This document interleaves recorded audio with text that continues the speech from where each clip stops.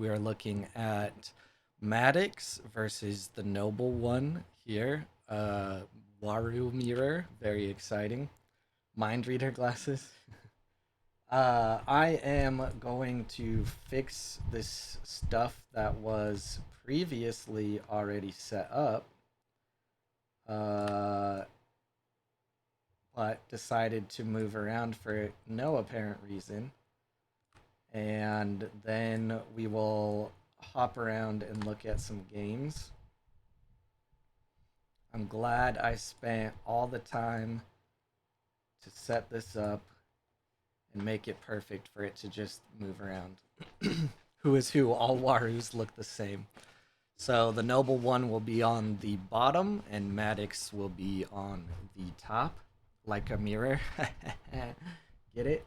Thank you for the follow, Becca Arts, and also everyone that followed before the stream. Appreciate it. And Lime Sun. I gotta change that sound to a better sound. You can, or you should, be able to see the bracket, but Becca, are you trying to sell us some graphics? That's my favorite thing about Twitch. Okay, so clicking on the link worked. John, say hi in the stream. I am going to show you the bracket real quick, but I need to add my mic over there so you won't hear me for a quick second.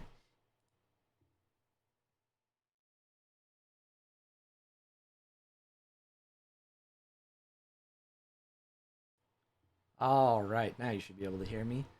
And the bracket is a browser source. Right there. Look at that. Boom. Browser source works because the browser link shouldn't change. But here is the bracket. Let me see how that looks on stream. You can read it pretty decently. We have our first seed Pluka, and then down the line we have Doombringer, Maddox, the Noble One, AA Sylvain, Aklo, Zerid, Evron, the Kelon guy, Isiol, Sabrant, Ogre, Belteshazzar, Boston Bever, Elio, and then Dexter. So that is our bracket. And I will take you to a different game here in a second. One thing I didn't test is hopping around games. But it should essentially work the same. Let's see. Let's take a look at... Is Pluka not live, or did Pluka not add me yet? Pluka. Can't believe I'm not friends with Pluka. Can you believe it? After all these chats. Okay, so let's add this window in here. So this should be Pluka versus Doombringer. This looks just about right. We know that Doombringer plays on the Sierra and Pluka on the Waru. So this is the first seed, of course, versus the last seed. That's because that's how seeding works. Hello, I heard this is where there are beautiful commentators in glasses. I did not subscribe to the beautiful part, but let's look at this game here. I have my favorites, but this one is definitely top 3. Yeah. We'll have to do a crossover one day. Thank you for coming out to the first officially casted tournament on this channel. I've actually been streaming for a very long time, but when you set up a whole new account and you change profiles to make everything new and fresh, everything has to be redone. So if you notice any errors, any volume issues, or anything like that, just let me know. I'll probably throw on some underlying music here in a moment.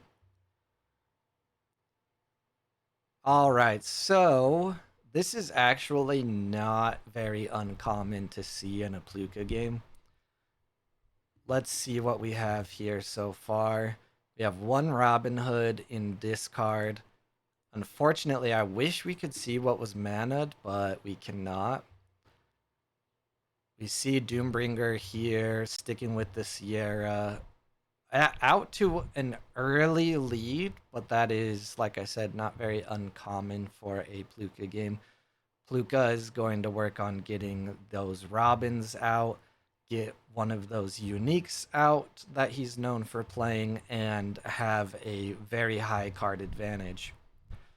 Though I will say we have even cards here, which is very interesting to see with how close Sierra is to winning here. It's weird not having my badge. I know I should be for Sierra, but Sierra is so annoying to play against.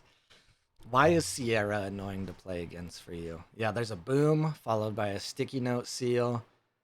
There goes the hive. So what do we see here? So far, we're going to get a move out of Sierra and a move out of Waru. But the Waru does have 5 mana.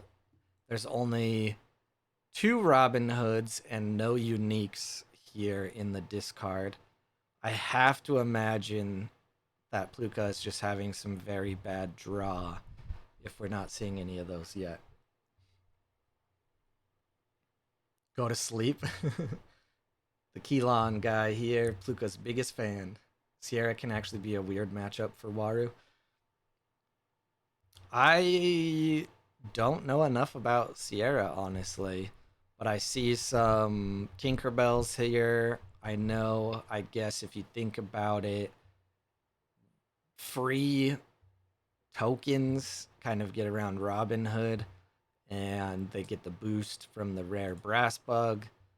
There's a lot of sabotage options here. We've already seen a Boom, we've already seen a Jammer, Keelon Burst, a Hooked, but that's a lot that's been spent so far. What's up, Z Forge? Think you gotta change that Twitch name. Axiom Pluka's Kryptonite. I don't know. Like I said, it's not very uncommon to see Pluka with being behind until he just comes out swinging. But I think we've just not seen very good card draw just based on what Pluka has played. And this is a best of 3. I assume this is the first game, so I would not count anyone out yet. It is awesome to see a Sierra putting a little work in though. Way worse than the Traced matchup. I can't count anyways, so no worries there. All right, let me hop in this chat. I'm supposed to. What is Dexter doing in here? Is Dexter already counting out? Already considered a loss? All right, so we're. Yeah, I think we're going to stay locked into this game for a moment based on where it is, but I'll probably hop around as much as feasible. You can see on the little box below the camera Does not here. look great for me this first game. Hey, stop talking, Dexter. You're on stream. You gotta be careful what you say. You can't just be saying wild things like that.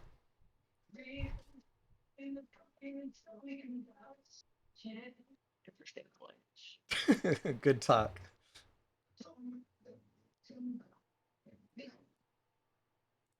All right, I'm gonna disconnect from that. Dexter's playing some music in the dorm room. Common Jammer.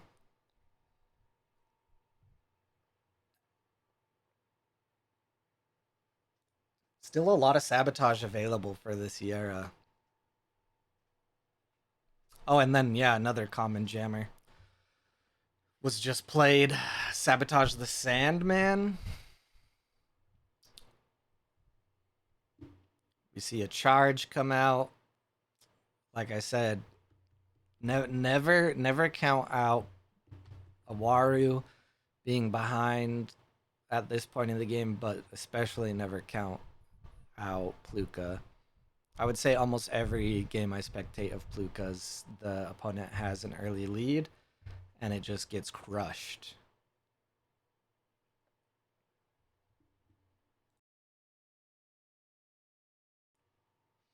I was gonna say below my camera in the little box, you'll be able to see their cards in hand.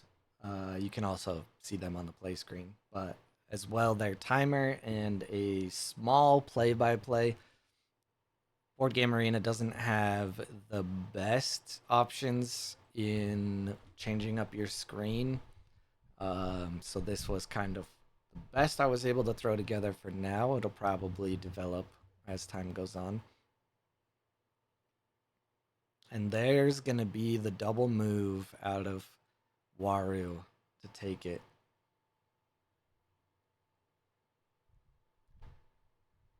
Oh, does that hook do anything? Not really, just for fun. All right, so that's going to go to game 2 with Pluka in the lead. Let's see if we've missed any updates on the bracket. All right. Oh, look at that. The Keelan guy. That hooked was hot. Now I am for Sierra. We see that the Keelan guy took down Isiol 2-0. And Pluka is up 1. What else do we have here? Noble 1 is up 1. Sylvain is up 1. And Elio is up 1 against Dexter. Big Z altered corner. I love how I said you gotta change that name, and you were like yeah, and then came back with a new name. All right. So Maddox and Noble One are still going at it. Didn't the bracket say? Let's see.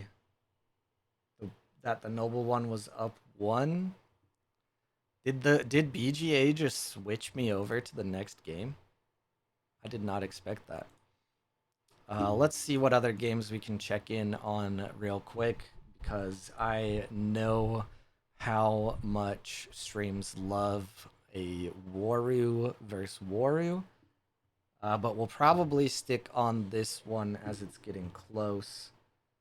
Just want to make sure I have some others to switch to. Let's see. Take a look at Elio. Elio is always a great player to check in on. All right. Let's get you some sweet underlying music. All right. The Noble One from all angles has this one in the bag. That Robin Hood does cost a little bit more from reserve. Oh, it's are we're following up on the end of the game. That's what it is. I see.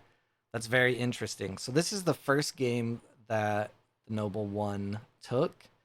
What happened is when we were not on the tab, it just kind of stuck where it was, and then as we switched back to that tab, it did a play-by-play of the game. That is very interesting. All right, so I'll queue up games on the side. I wish I could tell, like, if we weren't live, you know? That'd be nice. All right, so we have the Shoebash. Elio brought the Shoebash. That is lovely to see. And is at a pretty decent lead against Dexter. As of right now, though, There is 5 mana for the Waru. It's gonna sleep it though. We'll get the move out on the companion side. Alright, what else do we got here? We got Belteshazzar against Boston Bever. I'll put that up on the side. Oh, shoot. This one's in the arena. Here we go. Let's take a look at this.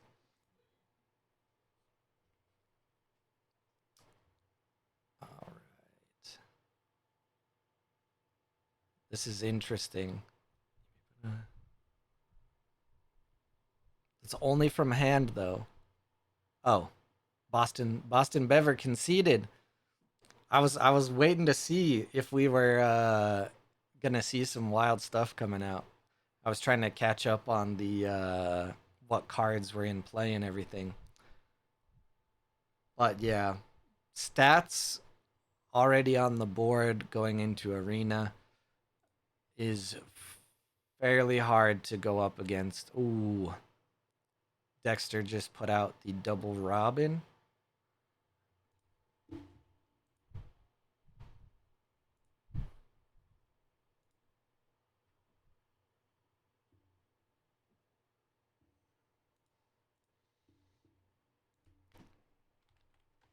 Let me catch up on chat here in a second.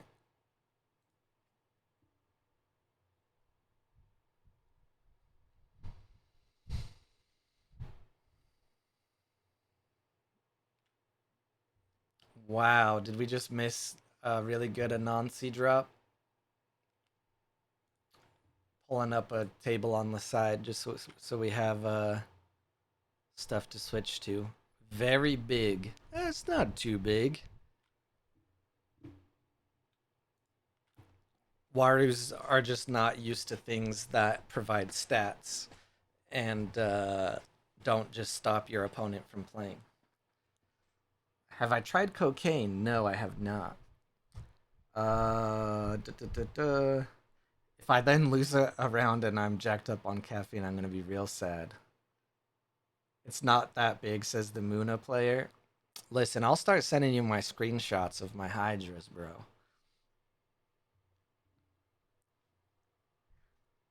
I just saw the message before I saw what was going on. And so I was like, you could deal with that. But you see, Warus, they're only used to the big stats when they pull the charge. I will say I think there is real promise in the Tasia ramp. I'm still kind of figuring it out a little bit, but showing some promise. All right, so what do we got here? We have only one Robin down. I actually don't know very much what Dexter runs. We have only one Kellon burst down for Elio.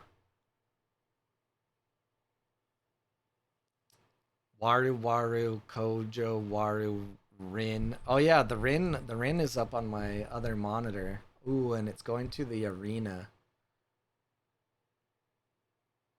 Zared switched to Rin, huh?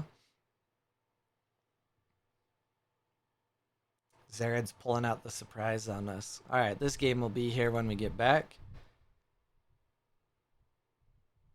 Hold up a second. Okay, I think we're just barely entering arena. I saw something else when I was switching around. All right, what do we got? Gotta assume Robin Hood is being yeeted right here. Has 2 less stats, but is going to really cripple your ability to get any more stats on the board. Both of the meadows are already tapped for Evron. Teamwork training on just a spindle? I gotta assume that means what's in hand is not that playable. And it's another teamwork training. That makes a lot of sense. Because otherwise, you would keep the teamwork training and wait to see something bigger come out than spindles. Ooh. It's not going to be enough, though. Loses by 3 points. Oh, the sleep! For some reason, the screen went dark, and I thought Rin ended their afternoon. Damn, look at that. Zared takes it with a sleep in the clutch moment. I've also seen a lot more Cernunos play in general. I've actually seen it in Lyra a decent amount, and then some Muna decks run it. So it can be a sleeper hit, especially the rare on turn one with Tasia. It's a big drop. First game I have ever seen Rin win. I have never been festivaled as fast as when it was against a Rin. I kind of got baited, and I chatted my opponent. And I was like, "Wow, that was the perfect bait," and they just replied, "It wasn't really supposed to be, but it worked out that way." And how it worked out is they had a meadow, and I thought for a second, have cloth cocoon, just get rid of the meadow, right? I got rid of the meadow. They had just enough mana to slot in the festival right after that and win their next turn. Is this a festival list or aggro? I did not see any festival, but we'll have to look at game two. Show list or lie. Lie, I will lie. It is a Rin resupply entirely. No aggro, no festival.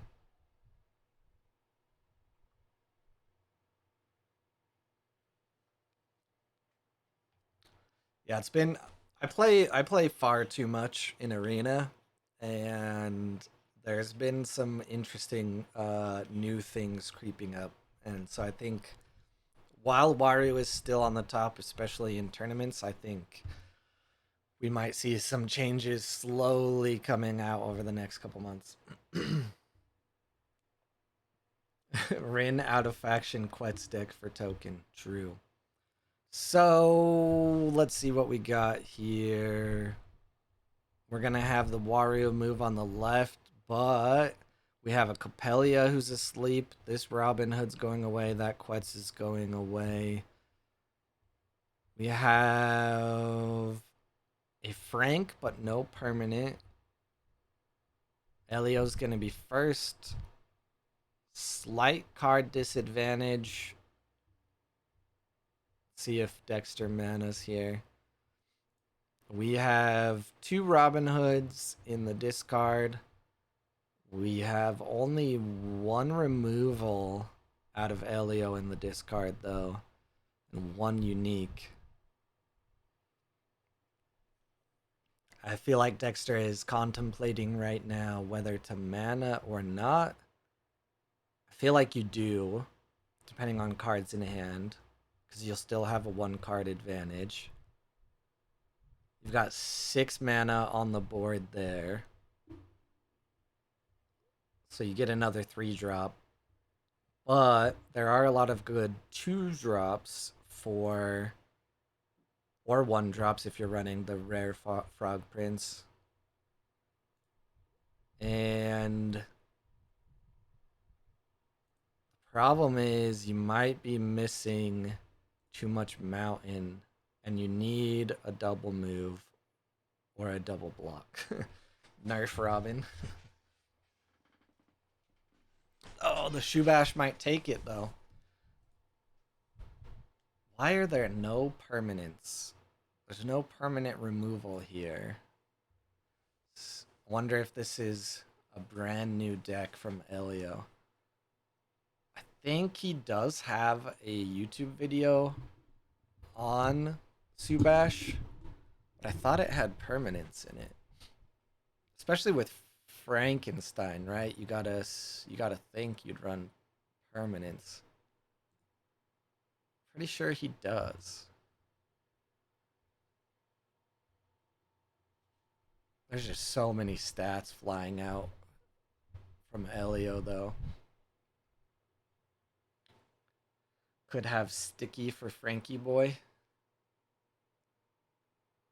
Yeah, I'm fairly positive Elio does run some permanents, but we just haven't seen him yet. So that is rather interesting. So this is kind of exactly what I was talking about.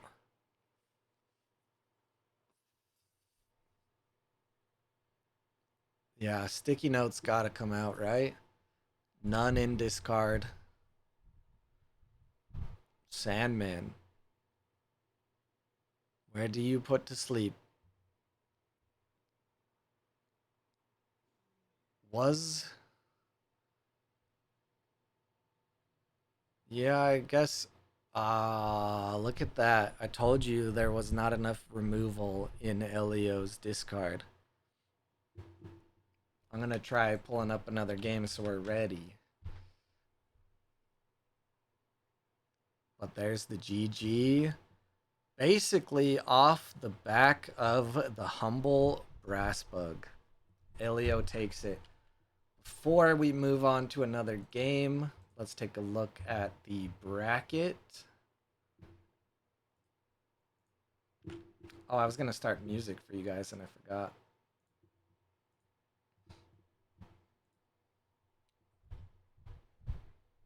Once it starts, definitely let me know if it's too loud. It's gonna start really quiet, but burst. All right. So, you're taking a look at the bracket here. Ooh, that was the second game. So that is 2-0 for Elio, and Elio moves on. So we have the Keelan guy, AA Sylvain, and Pluka have moved on. Right now, looks like Belteshazzar and Boston Bever and Ogre and Sabran are still going. We have not checked in on Ogre. Let's check in on that game. I do appreciate how easy it is to find these games on BGA just by being friends with each person. Um, I do wish there were some better tournament and spectator options though. What's up, Dublane? Go Axiom. We do have a Subash. Moving on. All right, so this is game 2.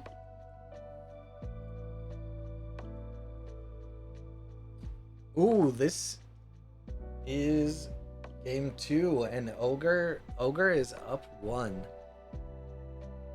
Ogre playing the Turbo. I want the Traced matchup so bad. Keelan, you're playing Waru though, aren't you? I know that Ogre does not want the Waru matchup. Hey, Doombringer. We had some of your gameplay up on stream though, and it was good. It was great to see Sierra really putting in work there. Keelan playing Waru phony. Listen, the story there is Waru just wins. Alright, so what do we got in this game here? We have a very scary Tooth Fairy. Hey, that rhymes. But is there anything that scary to get rid of? Definitely the acapella, right? See it go by. The Ink Caster, interesting choice. Ink Caster does not get its ability when it comes from reserve because it's fleeting. It won't go back to reserve. Stat advantage was to Ogre. Getting stats off the board though, also a good choice. Imagine playing something from hand. No Haven. In discard for Ogre, we have some Kellens, some Tinkerbells, unique Foundry mechanic. For the Crowbar, we have 1 removal, 2 ink casters, Martingales. Yeah, I guess you're. So I don't play ink caster in Crowbar, so I guess you're using it more for the stats and the support abilities. So yeah, that makes sense. Everything has fleeting for traced anyway. Good point. Good point.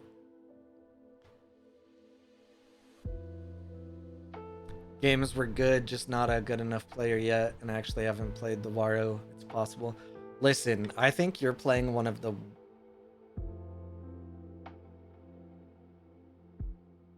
What did we just see? I thought the Ada already had fleeting, as we mentioned earlier. Okay. I think Sierra's one of the worst heroes in the game. So the fact that you made it to a championship and were holding your own is pretty respectable. So, hey, there you go for the rare Haven coming out from Ogre. I use Inkcaster and Fen, great recursion. Yeah, I was just thinking Navenka Brain, using the actual Inkcaster card text is pretty good. All right, let me make sure I'm getting some other games going here. Oh, this might go to a 3rd game, so let's see.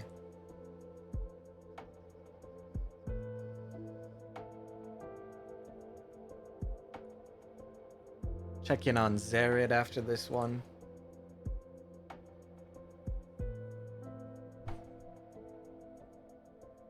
Watch a Rin versus a Waru. All right, what do we got?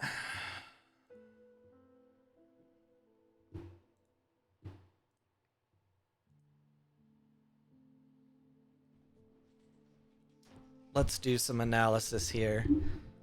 We have the Haven out, a little late, but we have it. Tanuki in the reserves, not going to be too scary besides stats. A lot of mountain on Fen's side. For water, can't see too much from Traced, but has basically the perfect stats to start right now. Needs mountain and nature, has mountain and nature. 4 water is still pretty strong though. Yeah, there is a full, there's one of each Axiom hero. I am, Cernunos is just so huge in these spots. Yeah, see, when we were watching the rain, I was saying how I'm seeing a lot of more use of Cernunos in Lyra and in Muna. I'm working on a Shubash deck. I just have 0 havens. So it is what it is. I even tried making a different kind of deck. I'll sell them to you. I'll give you $2 a piece. I'm a cheap bastard. All right, what do we got here? Yeah, that heavy left side. The burst comes out. Burst is 4 or less. So there goes the Cernunos. 2 mana though. What could a Traced pull out for 2 mana. Just needs 3 water. Oh, look at that. The humble elemental. And we see another burst come down there. I'm using Discord asking prices. And the double move from Ogre. Let's fucking go. Shouts out to Ogre. Sabrant is a very good player as well. I don't have any bias to anyone else for any reason. Let's take a look over here at the Rin versus Waru. He actually had it. Look at that. My favorite card. Using disc. Are people really in Discord selling them for $50 now? I guess since Gamers Guild ran out. I think are we watching a play-by-play of this one? If I refresh, what do we see? Okay. I think we're up to official time. So what do we got here? Only 1 Robin and 1 teamwork in Evron's discard. Only 1 mana reaping, 2 of the Cernunos and 1 Cloth Cocoon in Zarid. Are we going to get a double move though? 4 mana, I mean another Robin. What do we got stats wise here? Winning and winning. What can Evron pull out here? It's got to stop at least one side, right? The council's asleep. Let's take a look at this council. When another non-token character joins your expedition, create... Fuck. And if you... Oh, you have to control 2 landmarks. This is interesting. I'll leave this up on screen. I'll finish reading it, though. Damn. Yeah. When another non-token character joins your expeditions, if you control a token, create 2 Ortis Recruit Soldier tokens in my expedition. That will freaking do it. That's going to be a double move for the Waru. Bringing it really, really close. Council got really skinny with all those tokens, yeah. Ooh. Yeah, that council is still out too, so this Rin might be cooked. What game is this?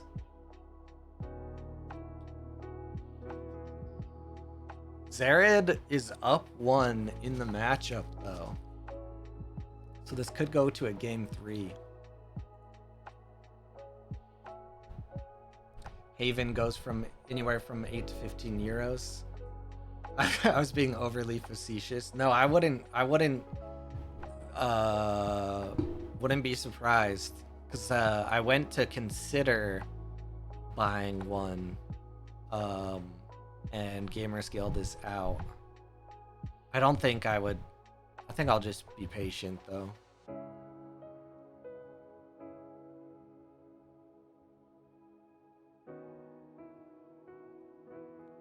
Yeah, we can, there's sections in the Altered Corner Discord for active games and things like that. So if you guys need to set up games or whatever, there's voice chats for that reason. Oh, look who decided to show up late after I already read the whole card. And now there's 2 permanents. I'll read it just for you, Unfathomable 9. So, regular council ability, when another when another non-token character joins your expeditions, if you control a token, create 2 tokens in my expedition. If you control 2 or more landmarks, resupply. That is a play from anywhere. It was asleep, so it won't happen now, but if we go another round, it will come into play. Yep, lots of tokens. I believe it's about to win this game, but this is game 2. So we'll probably go on to a game 3. That is a very good council, yes. What is up, Pluka?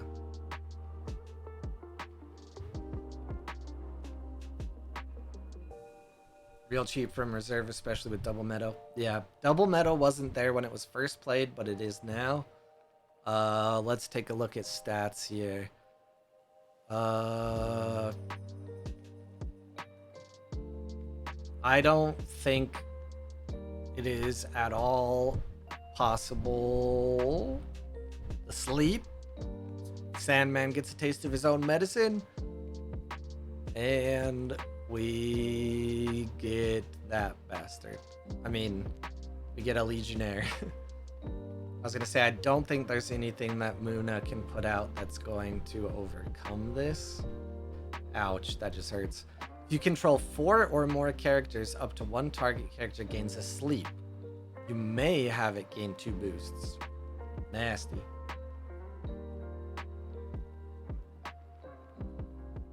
I have not seen this deck from Zerid. We have not seen a festival yet. You should have just given the merchant the boosts just for the extra salt. This will go on to game 3, which we'll try to come back to. Let me give you a look at the bracket real quick.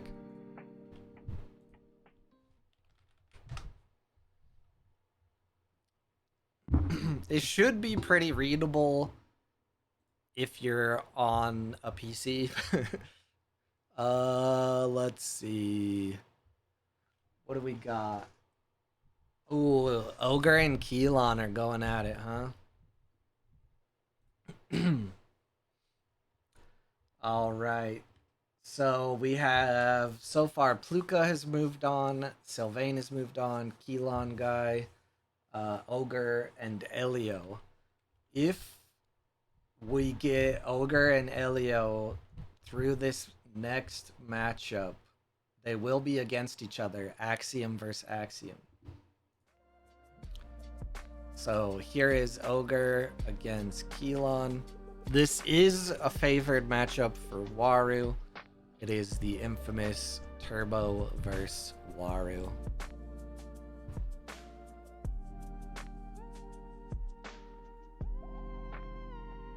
We have not seen a festival yet from Zerid, as I mentioned.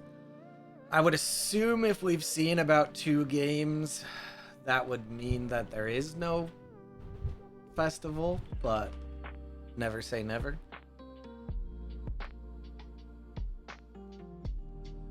If you want anyone's deck list from this event, they're all in the Altered Corner Discord.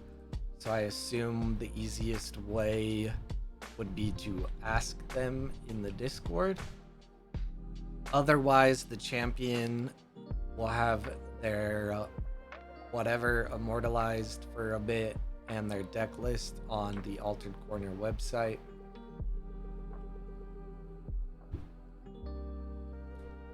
If you need to see the bracket on your own device, you can look there.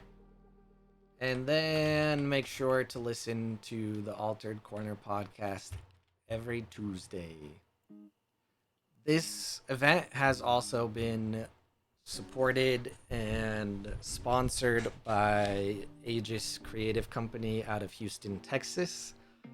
I don't know if you guys ever asked if it's Aegis or Aegis or whatever, but that's what we're saying for now. If you're wondering what the prizing for this championship is, first place will take 12 retail booster packs and 4 Kickstarter booster packs. Second will take 8 retail booster packs. Top 4 is 4 retail booster packs, and top 8 is 2 retail booster packs. Throughout the tournament series, first and second have been given unique foilers and a entry into this championship. We've also had bonus stars each week for a unique foiler.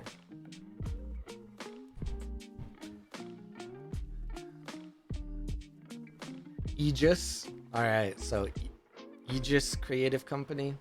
Immortalized, but only for a little bit. Seems a bit oxymoronic, no? Well, don't you know that things on the internet live forever?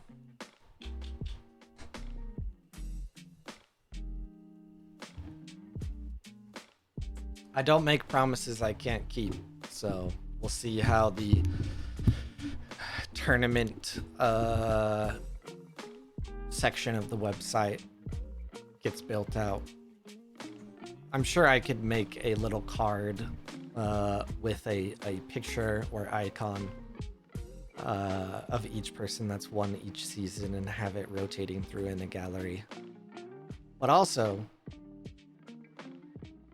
the end of time, servers go down, website no longer exists.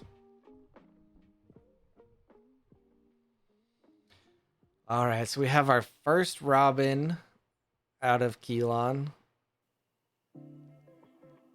We have the Haven out early from Ogre. Hooked on the board. 2 Foundry mechanics already played. That is an interesting Foundry mechanic. It's from hand, target character switches expedition. I'd take a Polaroid before that happened. You're welcome. You got it. Thank you, thank you.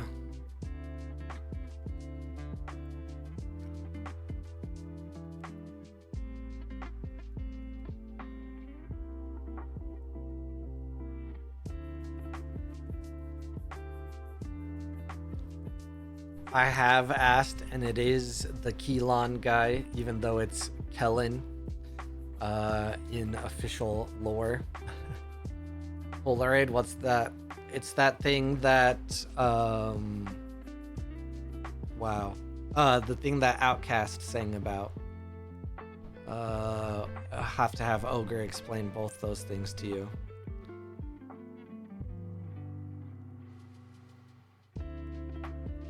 All right, what potential do we see here? We have a hooked. We have 1 Haven.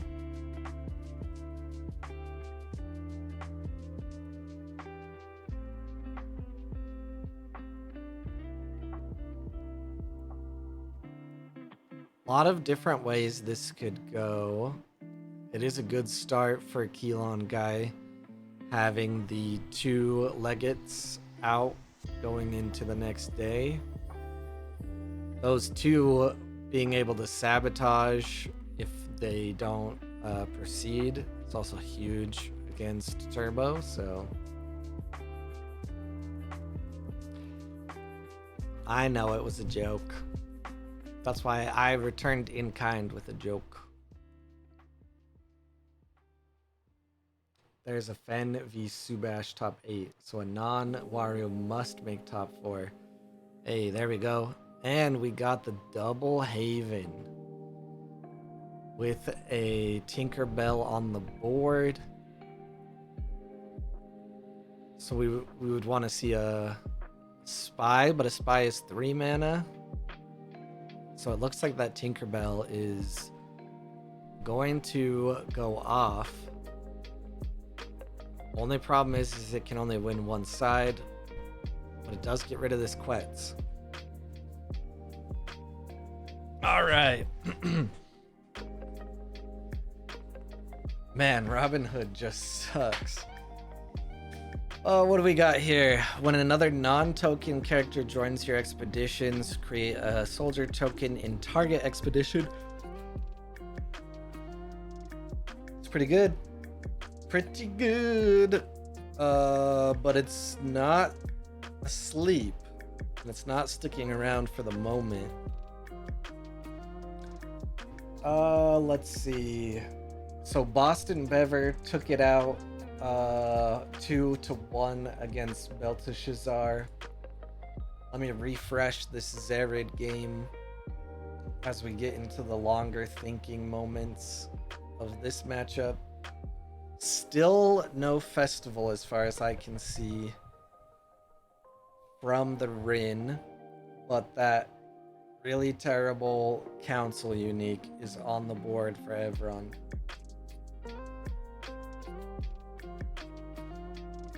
we'll see what happens at the end of this day, and then I can flash the Rin game for you real quick. Double move out of Waru. Going to have to clean up the reserve here a little bit. I assume against the Traced, it's going to want to keep one Legate at least. This mechanic is pretty good as well. Oh, I suck. Got rid of both Legates. Waru, Keelan guy says, I don't need that Sabotage anymore. Gets rid of both of the Legates.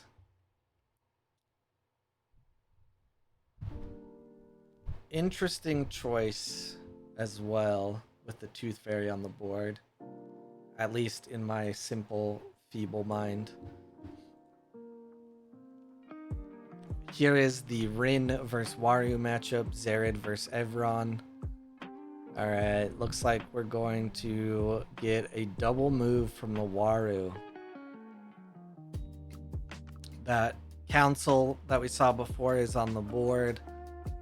That might just seal the game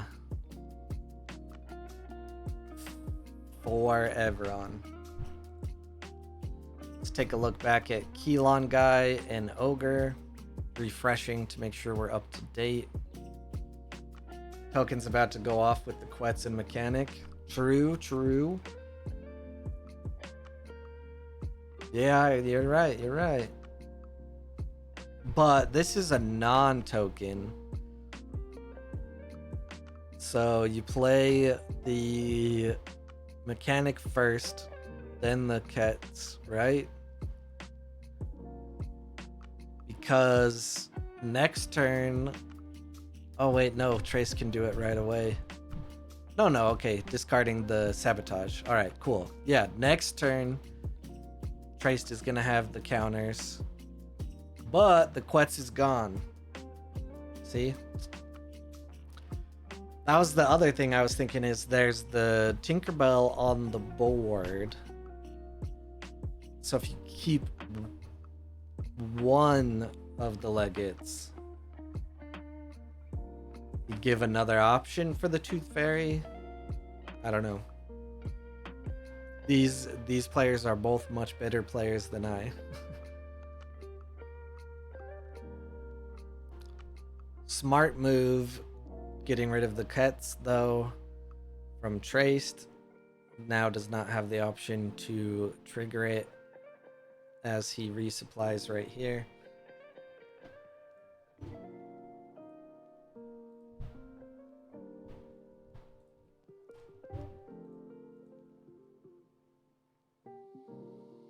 You think it was bait? What would Keelan guy have then to make it bait? We're gonna see some mad token creation coming out here. Frog Prince.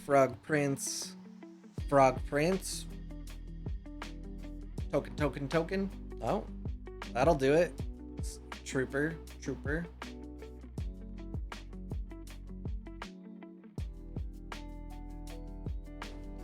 Okay, so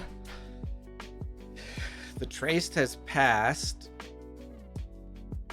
I see a lot of ways that there, could be a double move from the Waru here. So I think this is GG. All Kellen needs is a charge. So many options. A charge, a Frog Prince, a Trooper.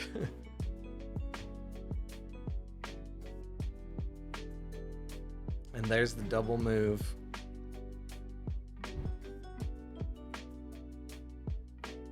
Ta-da! Alright. That is just game one, though. That is just game one.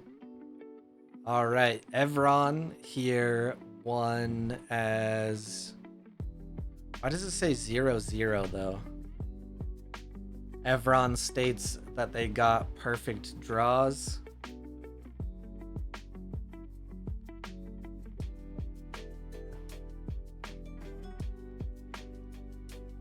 Zerid must have conceded, saying that they weren't able to pull it out because that game does not look like it has a finished adventure, and it says 0-0 here. All right. So they're setting up for the next one.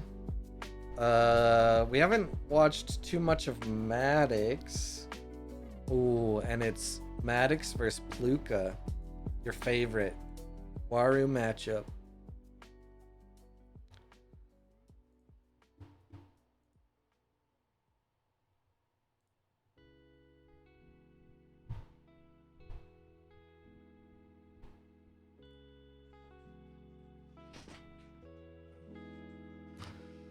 All right, what do we got here?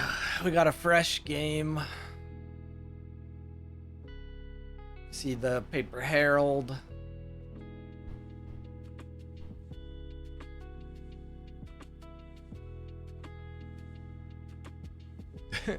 Technically, the day hasn't even really started yet. You already have 4s on the board. There's a Robin out of Maddox and a Leggett. So, gonna get rid of that Ketz.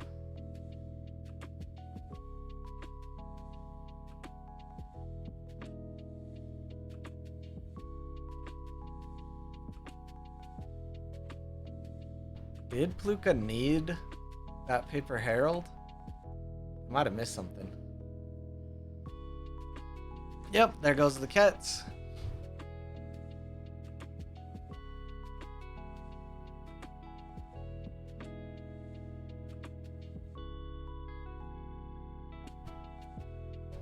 We have one Robin on the board for Maddox, though.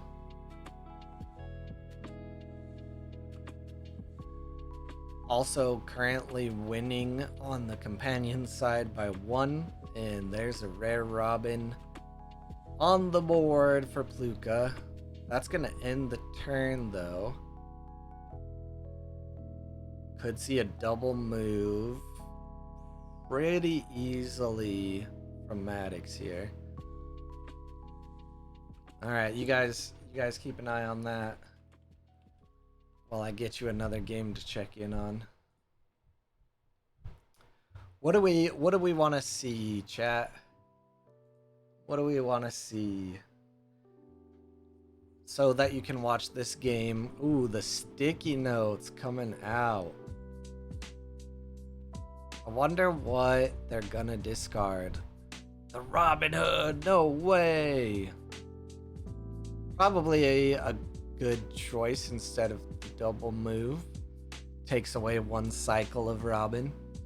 So bracket wise, in the quarterfinals, we have Pluka and Maddox, which we're watching now. Sylvain and Evron. Keelan Guy and Ogre. And Boston Bever and Elio.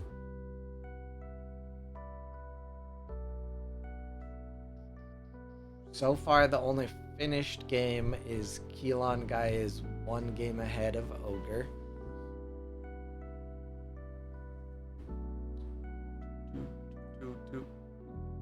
The non-Waru match. I just don't want to be too biased, you know. Well, all of these tables are top tables, so you know. Why didn't they target their own Robin? Bad choice. We may never know. All right. Here. Ooh. This is a rather interesting game. Let's see if we can figure out if this is still game 1, which as far as I can see it is. We have the Fen with a pretty decisive lead. We have this Brass Bug Hive in the reserve. It's very expensive though. Gonna probably use this turn, create a bug, then play the hive.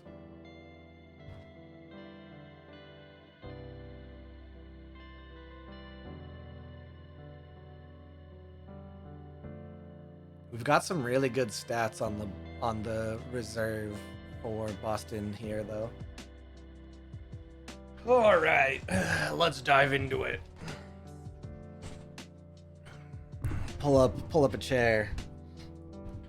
So we have 1 Kellen Burst and 2 Tinkerbells in the discard of Elio, as well as, of course, a Lovelace and Copelia. 2 Kodamas, a unique Trickster. Only one removal-ish item from Boston here. I gotta assume a Fen player is running a Cloth Cocoon. Maybe Elio knows that. And that's why we didn't see the Brass Bug coming out yet.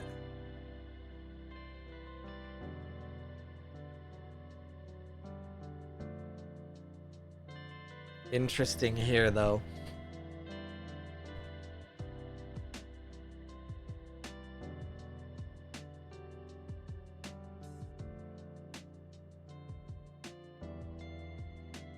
Also interesting that you would choose the Hive as something to put in reserve,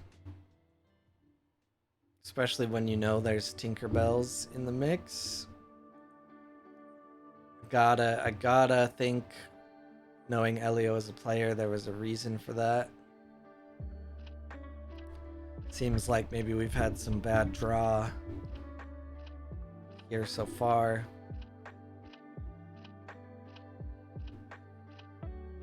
Move out of the companion for Elio, and 1 step closer for Boston in the hero.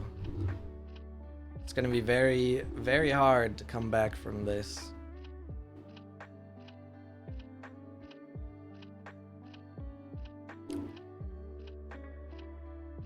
Probably too late to play the Hive now.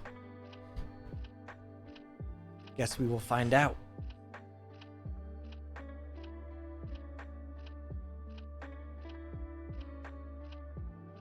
Martingale, a unique. You may have target character other than me lose fleeting and gain 1 boost. Assume that's for the Frank.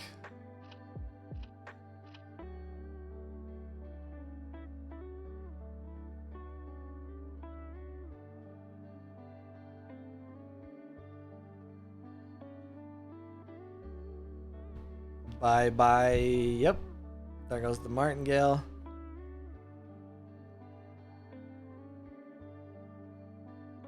As of right... Yeah, there we go.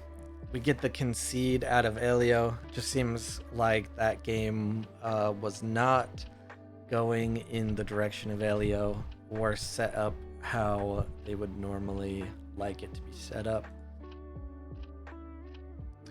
All right, we'll refresh and check in on this real quick. Pluka and Maddox. It's a pretty interesting... Oh, what is this? A unique Athena from Maddox. I do like the pink clouds. If you control 1 or more landmarks, I lose fleeting. Ooh. And it's only 2 from reserve. If you control 3 or more characters, up to 1 target character gains a sleep. That's pretty good. 2. At least it's not a bureaucrat, though, at least. 2 mana for a 4/2/2 that also puts things to sleep. And we also have a Rune Scribe here. From anywhere, if you control a token, resupply. Easy. From reserve, if you control a token, draw a card.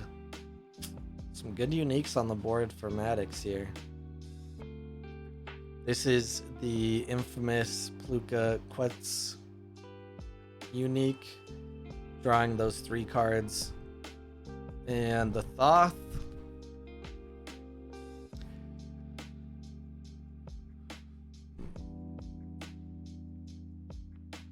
which creates tokens and has permanent removal from hand.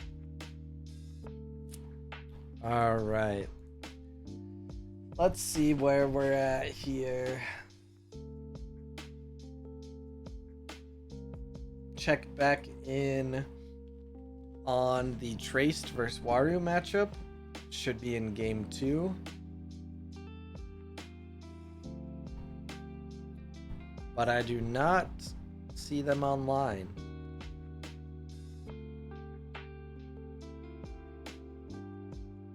Someone had to take a pee break. Oh wait, no, there's one of them. Am I not friends with Ogre? That'd be funny. I'm pretty sure I am. It just shows Ogre as offline right now. Okay, doke. Neck and neck. Let's take a look here. We got the double Haven on Ogre's side. What are you discarding because of the Legate? Dang, it's so weird to see just empty discard by the Waru with 6 mana. I mean, it's not uncommon, but it's just weird. There are 3 things in the Traced discard: a Frank, a Mechanic, and an Earhart.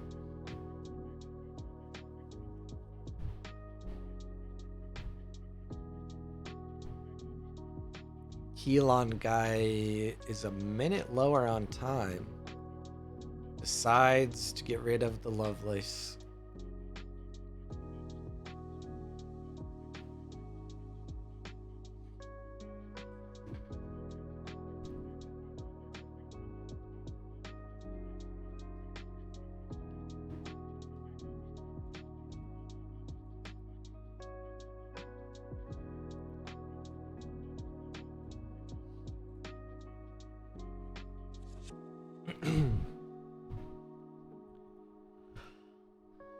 No reason but to put out the Robin Hood. It's gonna make this humble salvager cost 3.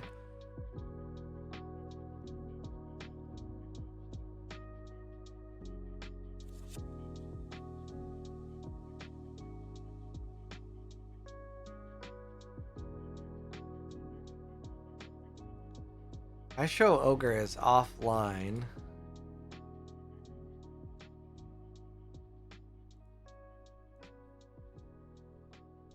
Which could be a mobile thing.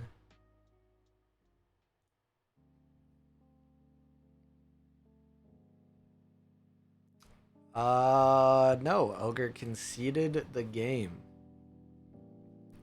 Saw the double Robin and conceded the game.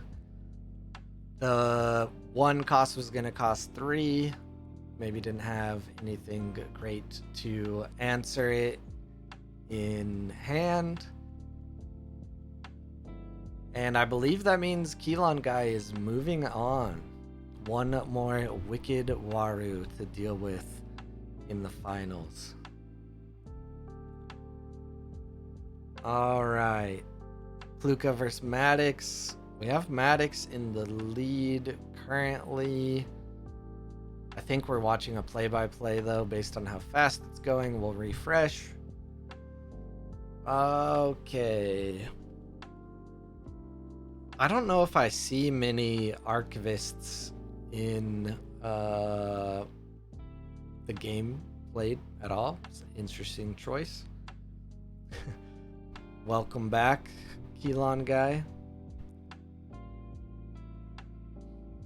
Alright, this Waru is kind of neck and neck. Let's take a look at the bracket here. Alright, while you guys look at the bracket and study it, just kidding, I'll let you watch a match while I go on a bathroom break.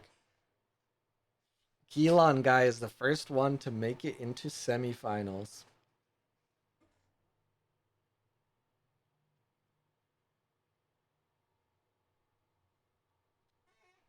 looks like other than that, the only one that's finished a game is Boston Bever against Elio.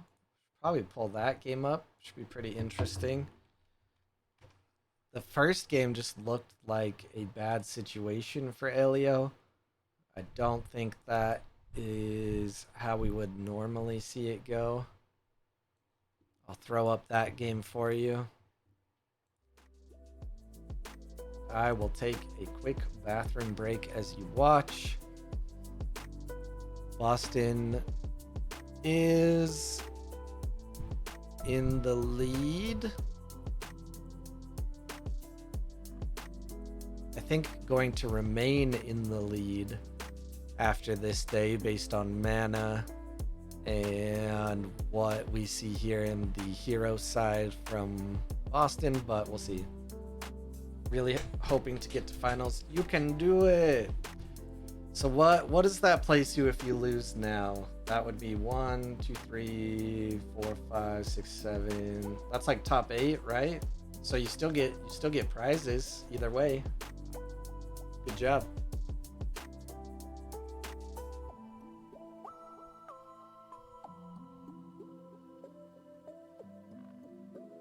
Elio stacks the companion side.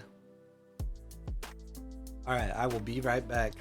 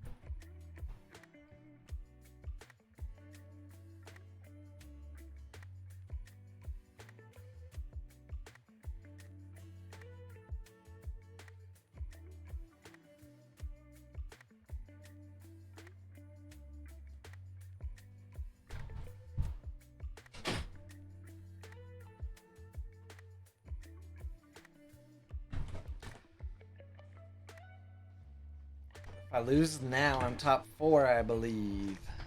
There you go. That's the spirit.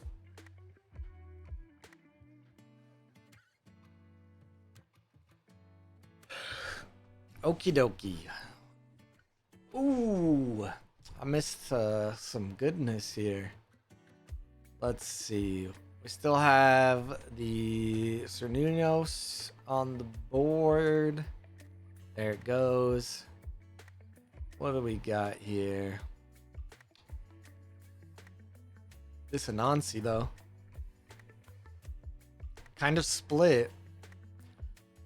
It's only going to be able to win one side.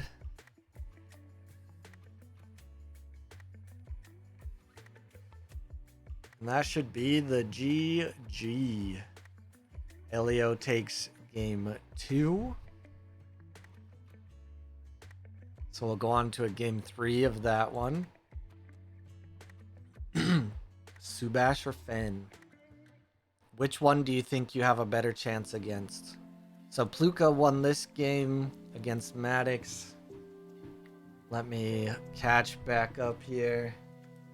So based on the bracket, Boston and Elio are 1-1.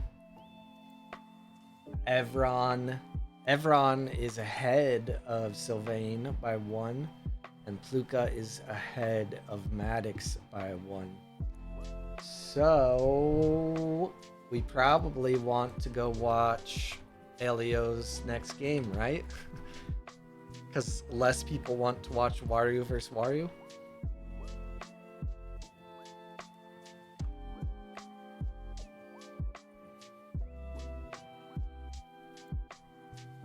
We'll take a look at the Evron versus Sylvain game real quick while we wait for the other one to start up. Sylvain actually locked in participation to the championship fairly early. Is also one of the players often seen in the top 10. Let's take a look at those rankings now.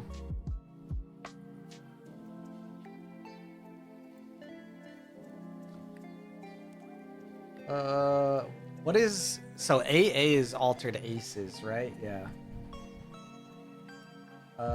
Not currently in the top 10. Sylvain seems to have taken a break since being in the top 3. Unless they are on another account. But you can just know they are a very good player. Pretty sure we will see Waru v Waru soon enough. I believe that my Subash matchup is better. Fen is still favorable, but like 25% of Fen draws Waru just cannot beat. Yeah, I don't know enough about Boston, but Elio is local to my area and is a very smart player. So if Boston is able to take out a game, both should be pretty pretty rough to go up against. Sylvain is one of AA's stronger players. Yeah, that's what I thought. Just stopped grinding the ladder, I guess. Just the same as qualified for this championship. I don't think joined any of the other weeks. Took a rest. Is only here to fuck shit up when it counts. We can look how Sylvain placed on 39cards.com.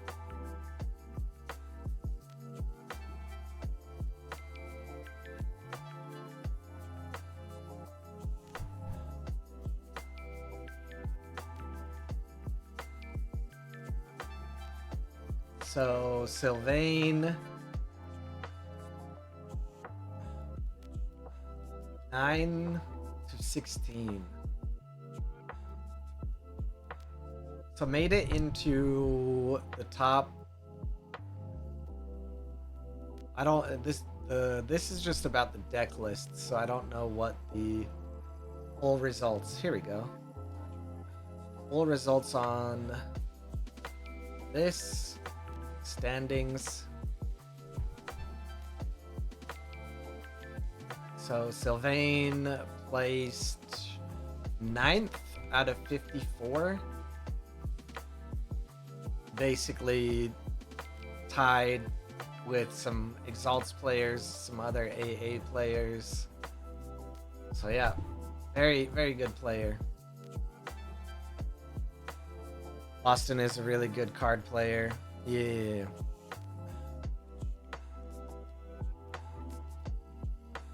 All right. What do we have here? A Waru matchup that's basically neck and neck. One Robin Hood in the discard for Evron, though. Robin Hood that has tough 1 if you have a landmark. Pretty good. Let's see if this next game has started.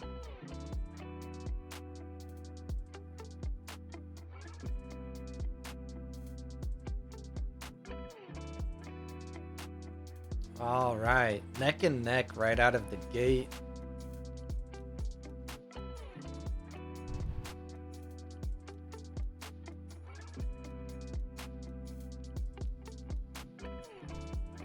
This feels like a really rough reserve for Elio to have right now at about the end of night.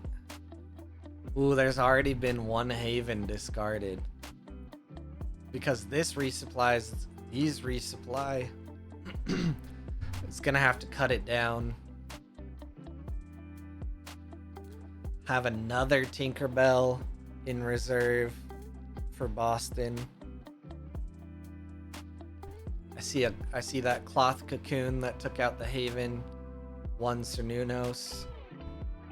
Still anybody's game here. 2 Tinkerbells in reserve. I did not notice that Tinkerbell was not fleeting. That's gonna be a heavy hit. No cards in hand either.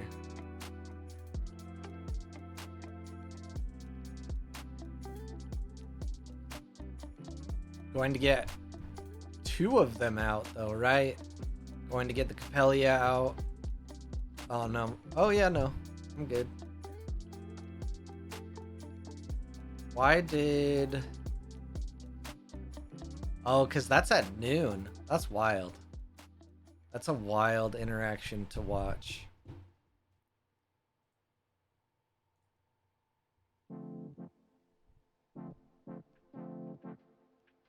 So all there is that mechanic. Should be pretty easy for Boston to win. The left here.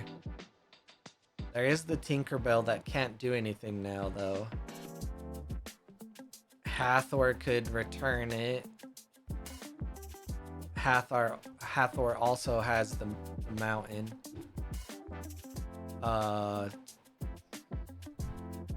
Feels like that was a very interesting play. Oh wait, I miscounted. That makes sense. For some reason I thought the 4 was down here and the Elio was still gonna move. I have glasses, I can see. Okay. This is game 3, 1-1. So whoever wins this goes on against Keelon guy. We're seeing the Brass Bug Hive out at a much better time now.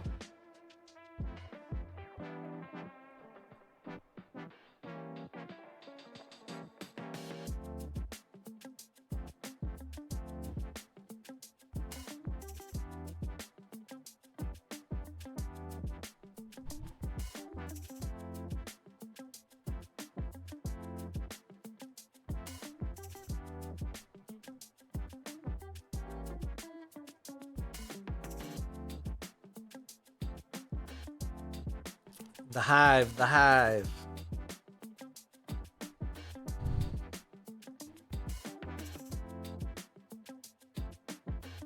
So Elio has passed.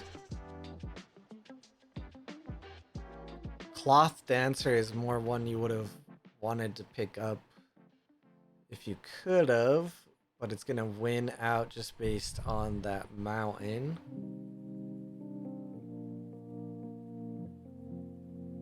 I feel like it's gonna be very hard now for Boston to catch up. You have two permanents out now here. You have the Subash ability itself. There is a mana and card advantage to Boston, though. Maybe be able to keep him around a little bit more. But this opening is going to be very strong from Elio.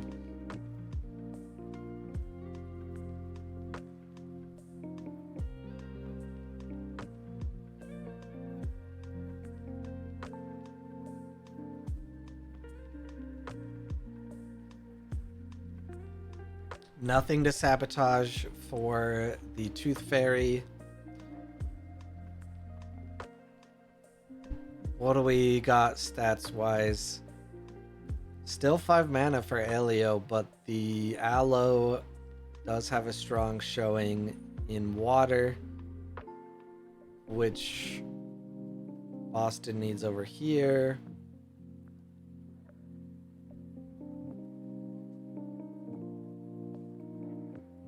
Could sneak around with the Hatter over to here. Let's see how. So Boston's going to spend on the acapella training.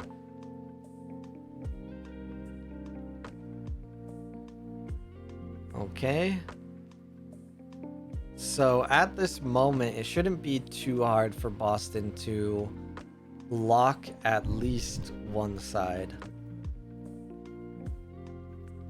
I feel like the easiest would be putting the Aloe on the hero side. Probably even paying the one to anchor it, set up for next turn. Ooh, but no one saw the Anansi come in. Oh, the quick change and the quick ending of the afternoon confused me for a second.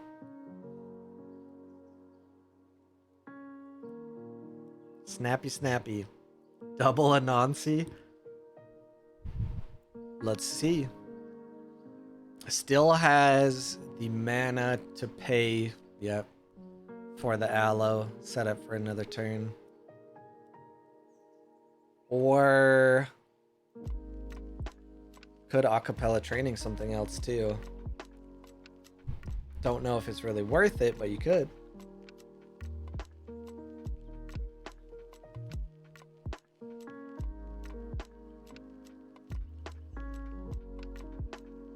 Feel like that's what Boston is contemplating right now.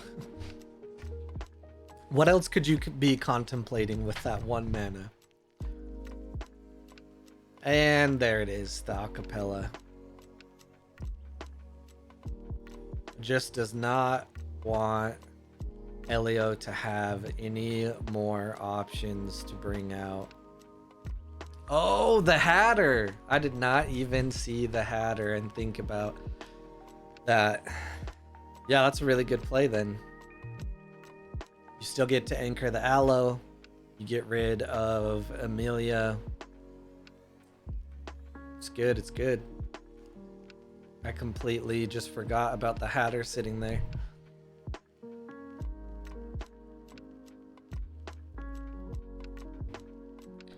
This music is more like sleepy. I need to get to the more bump and stuff. Gotta be careful though. Don't want to get things muted.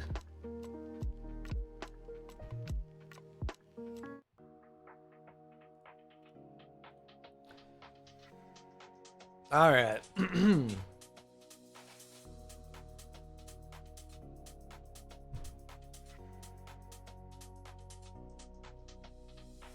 The mana was a misclick and I'm very sad. Oh no! What happened?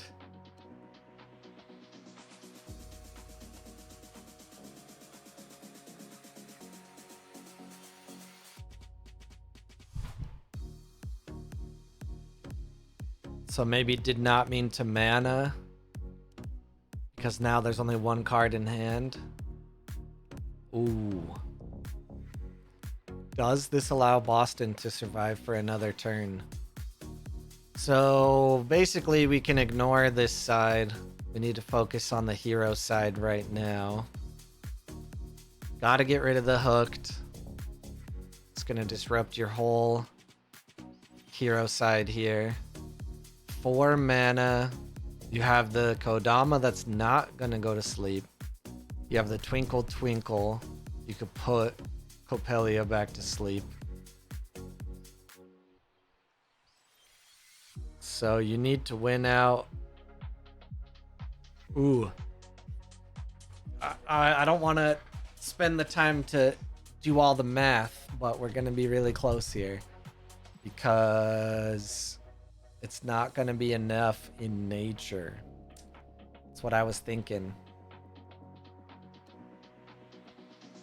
Must have not had too much else left in hand. That means that Keylon guy gets to go against the Shubash. All right, let's take a look at the bracket. All right, look at that. The tournament organizer, Snappy Quick, already has Elio moving on. Elio and Keylon guy are going to be setting up. I will check in on some games here. We still have Sylvain going against Evron. Let me refresh, make sure that's legit. AA Sylvain won that one. So Evron is playing. The new game has started. Let me read this bracket. So Sylvain and Evron are 1-1. So this is pretty interesting here. While we wait for the Keylon guy and Elio game to get set up. And of course, you will not miss a moment of the final, because there will only be one game to watch, and we will watch it all here. All right, nothing in discard from Evron. We have a Ketz there for Sylvain. Let me know if the music is too loud now that it's a little more upbeat.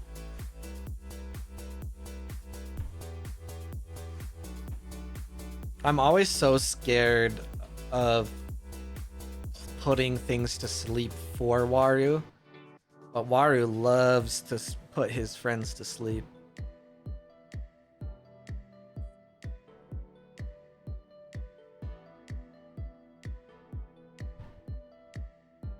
So a pretty good lead from Sylvain here. Still only the Ketz in discard.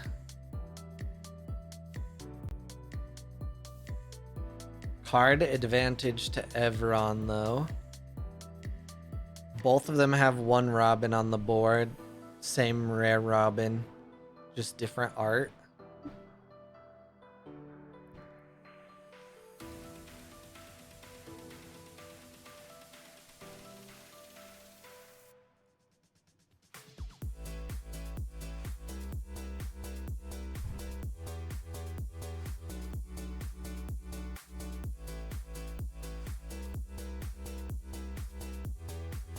We're up in the Altered Club.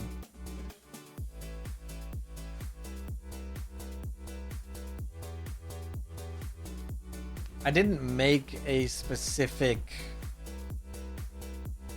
command for it because it's technically already linked on the Twitch account, but the winner deck list will be posted on alteredcorner.com. And there are places on the calendar you can see when Ace and AWOL are firing, and then Texas local events. If another consistent online league spins up and works it out, probably add it there, but it's got what it's got for now. As well as the Altered Corner podcast.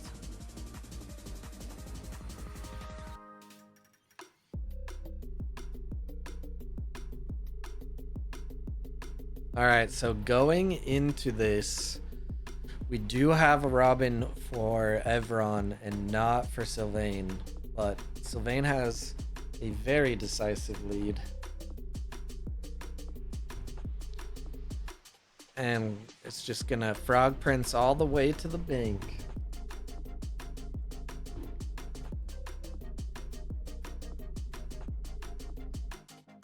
All right, it looks like Pluka did take down Maddox 2-0. So Pluka will be playing the winner of this game between Evron and Sylvain. And we're going to move over to Waru versus Subash here in a second. So, in the championship, there is guaranteed to be at least one Waru, if not two. See if we can have any upsets happen here.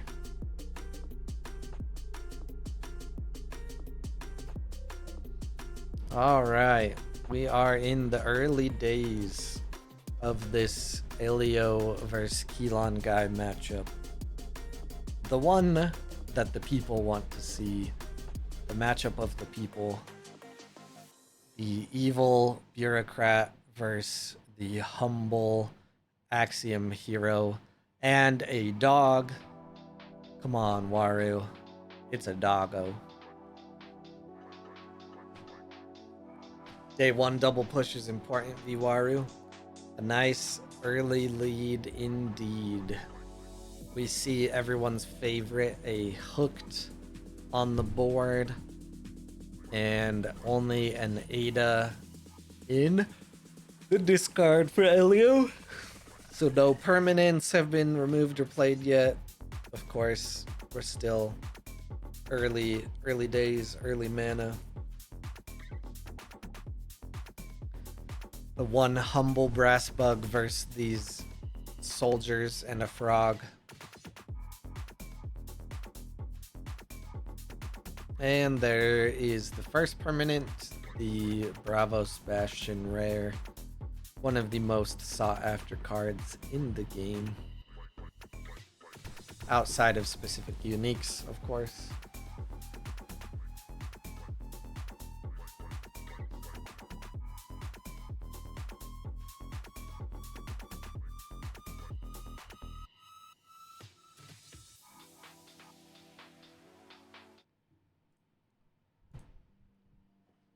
MVR, most valuable rare.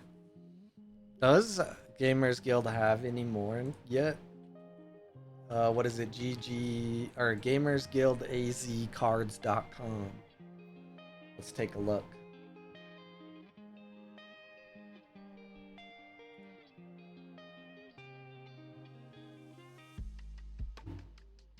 So, Haven.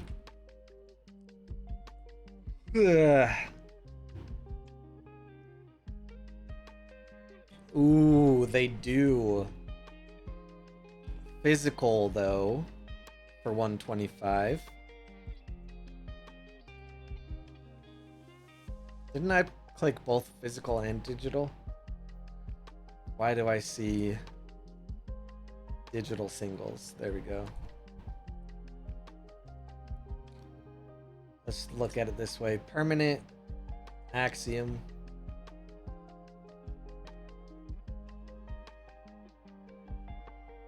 No digital. No digital to be found. So, unless you just want to play in person, there are only 6 physical ones left for $1.25. How does that even really work out? Like, how do they manage that inventory-wise? Seems like a nightmare to separate them. I guess I am part of the problem because I bought digital cards only. All right, what do we got here? Missing some mountain on the Waru here. Do a real sneaky thing to pull out a move on that side. We're tied up on companion. However, there is mountain here in the reserve for Waru. Waru does like to sleep things a lot though.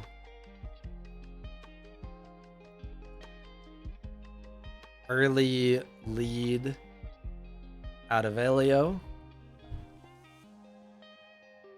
2 permanents on the board unanswered for as well. It's just going to help snowball this lead. Gotta assume there's a teamwork training in there though. Not yet. There's the Kets.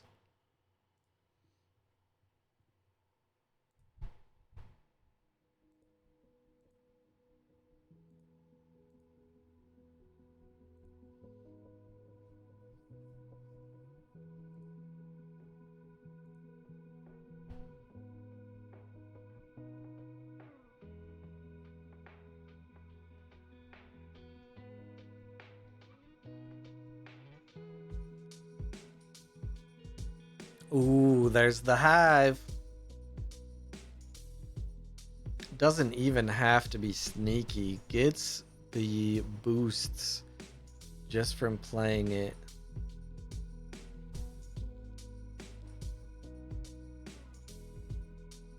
Yeah, gonna put that to sleep. Not a double move, but we will see a move out of Elio here on the hero that blocks Keelan guy. Like that double double Haven is gonna really snowball though.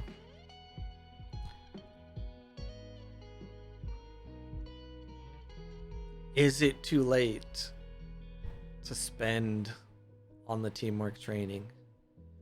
Probably not, based on having bodies already on the board.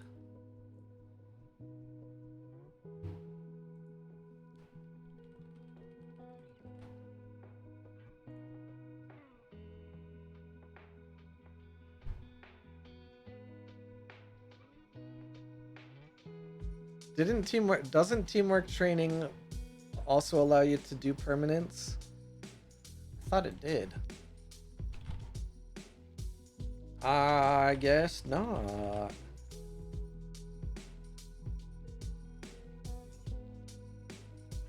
Send to reserve target character. Oh, alright. No teamwork training. Sticky notes. I don't know Ortis. I should know it more. Because knowing is half the battle. I was envisioning the card text for sticky note. That's what I meant. Waru has no answer for Haven. No sticky note? Oh, it's 4 or more. Interesting. Yeah, damn. All right. That is very interesting.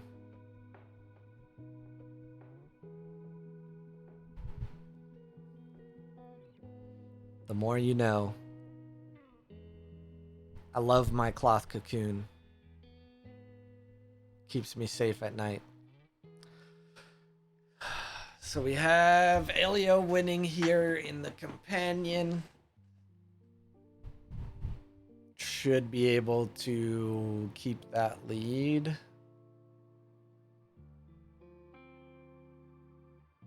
Don't think there is anything that we can see that would have Elio winning the hero side as well. So probably gotta secure the companion side, right?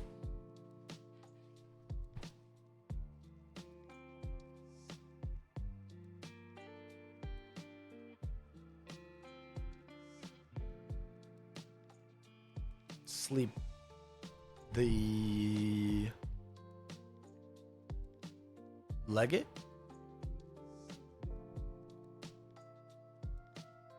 That had to have been a misclick, right? Or is this some crazy big brain play? Sleeping the recruit. I mean, it gets the boosts and it sticks around.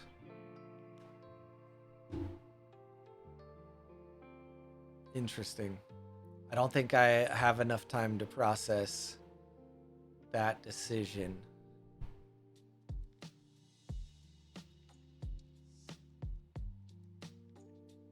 Either an accident or a smart play that I am missing right now. This moves forward, so I guess you don't want to sleep that. But the Kets was over here, and it's just based on resupply. Interesting. Is there... Oh, now this token. Is there something from Keelan Guy's previous games that would want him to have a token out?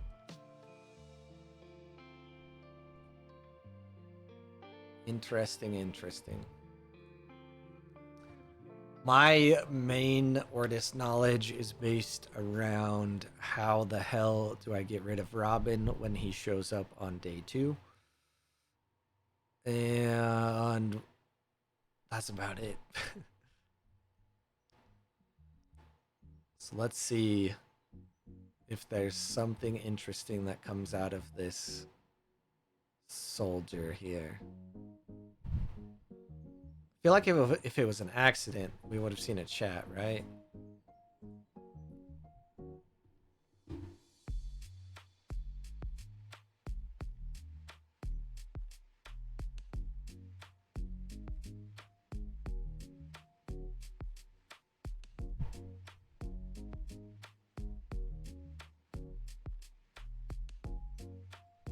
Ooh.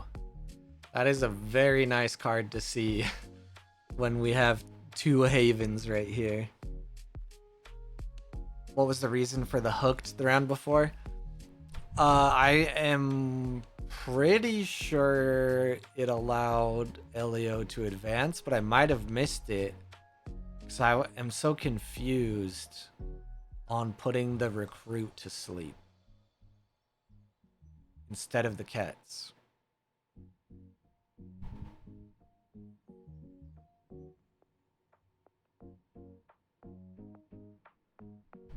I guess if you think about it, Subash's ability is not a resupply,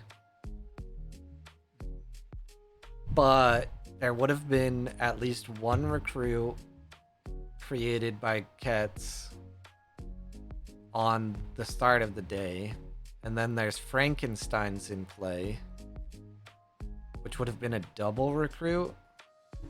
Or no, because it's only one target permanent you control. But that would have been another recruit. I don't know.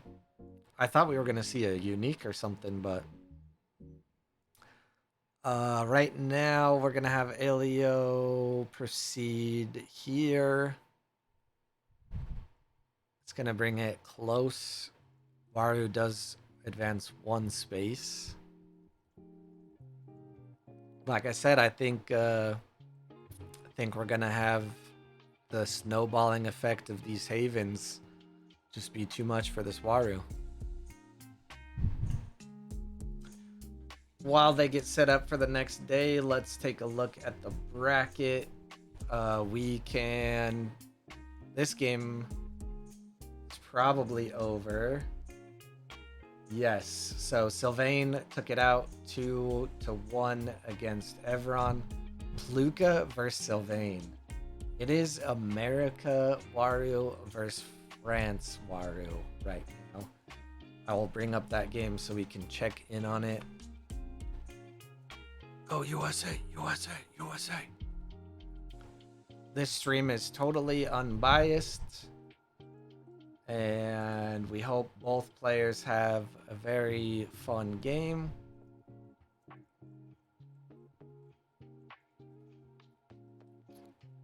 We have a Robin here, and it gets burst. Bye-bye, Robin. So the Pluka game is not up yet.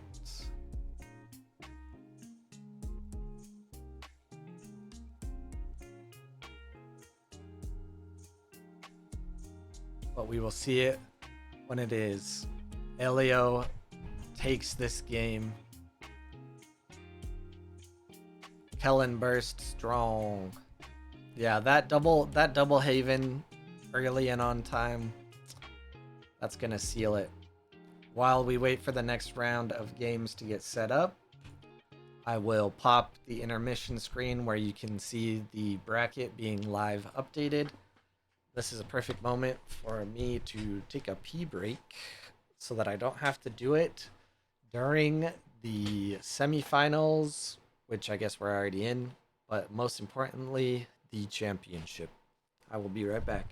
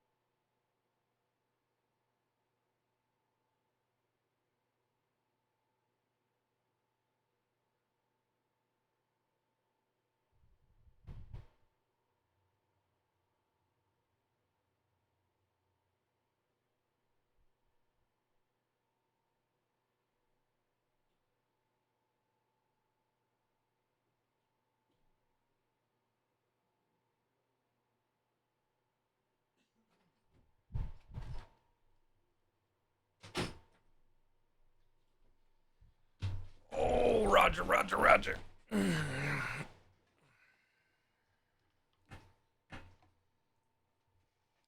Refresh, refresh.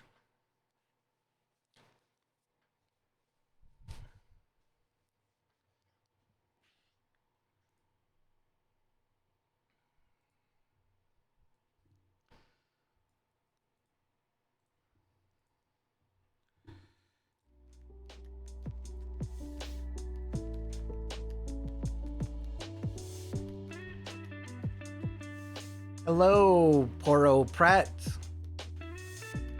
I recognize half of that name. Well, actually, I recognize both parts because Poro, you know, Poro.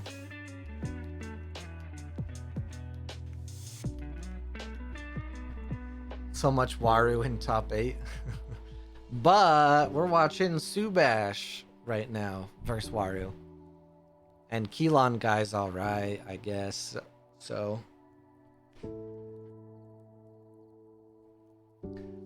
we already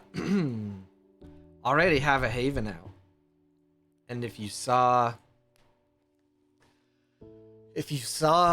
last game, those early 2 Havens did a lot of moving. Oh my gosh. I should not be this tired. It's only 8 p.m. But talking nonstop really does make you tired. I've been exposed. Your secret is safe with me. Besides the Poro part.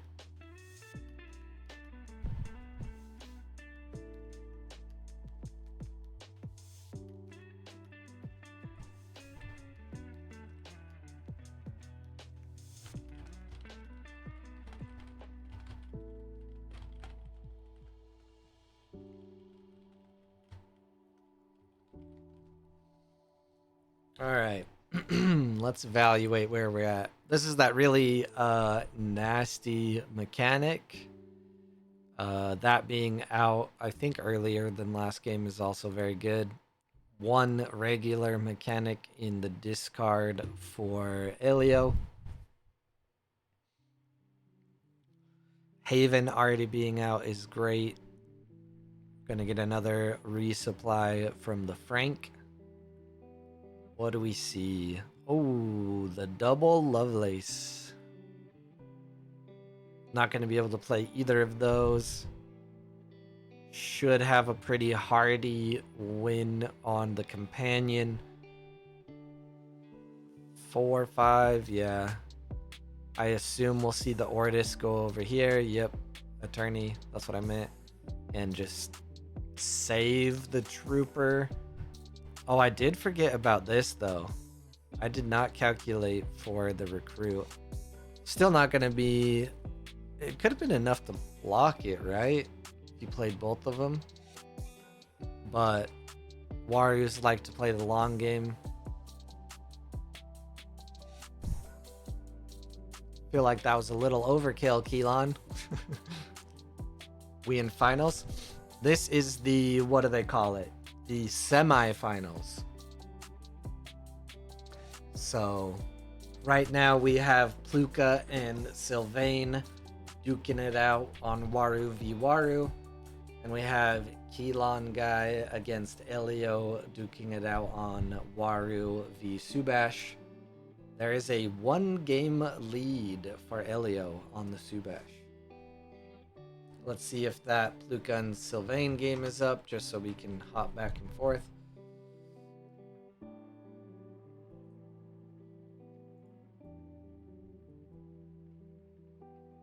Right now, they're going to be discarding mana and stuff like that in this game, and holy crap, we see a bunch of recruits over here for Pluka. Taking a look here. Just about even. Card advantage to Pluka. We see the Thoth and Sticky Notes in discard. And Robin Hood and Thoth over here. Robin Hood is not out for Pluka yet. There are 2 now out for Sylvain, though. This one does have tough 1 due to the Meadow being out.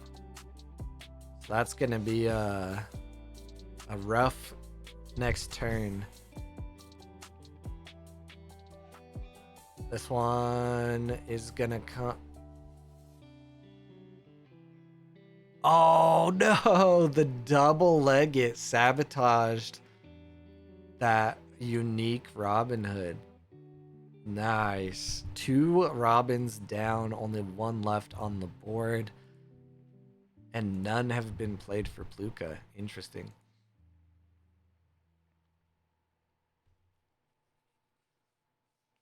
What do we got? What do we got over here? Alright, we have Alio winning the hero side.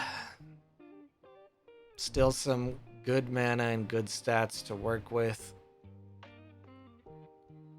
Keelan guy's just gonna put a Legate there, forget about it.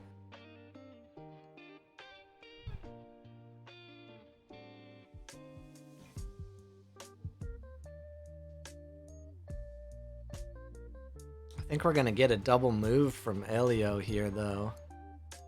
Because that Robin's gonna go to sleep. Yeah. Double move incoming. Risky business coming out of Keelan guy. But it's what Waru does. Do you expect them to not sleep the Robin? So neither of these can be played here. Is there any 1-drop from hand for Axiom? So it's not gonna be a double move.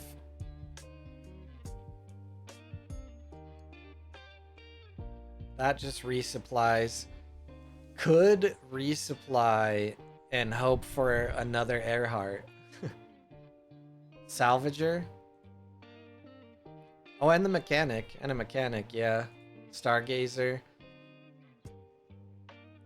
What's in my deck? Joy. Yeah, there are a couple options.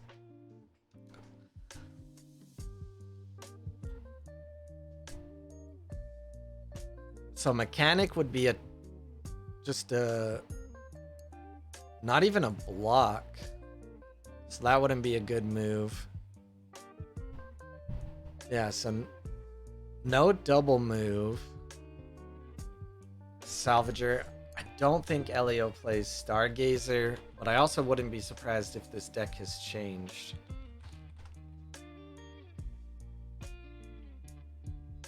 I gotta look at the Salvager stats. Salvager. 1 from hand, yeah. Or the rare from the reserve. Because I was also looking at this. This Chronicler has a resupply, so there was a resupply option on the board. Yeah. Has Elio played this deck in Ace before?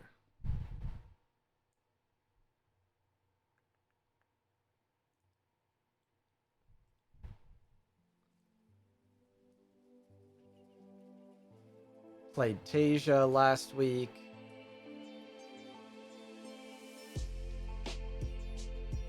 Played Fen and Crowbar the week before.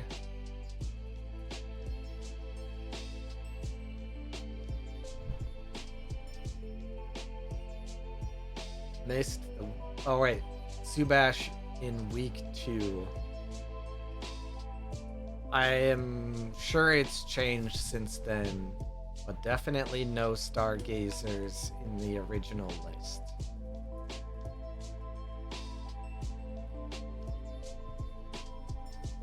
Alright, where are we at now? Double Robin.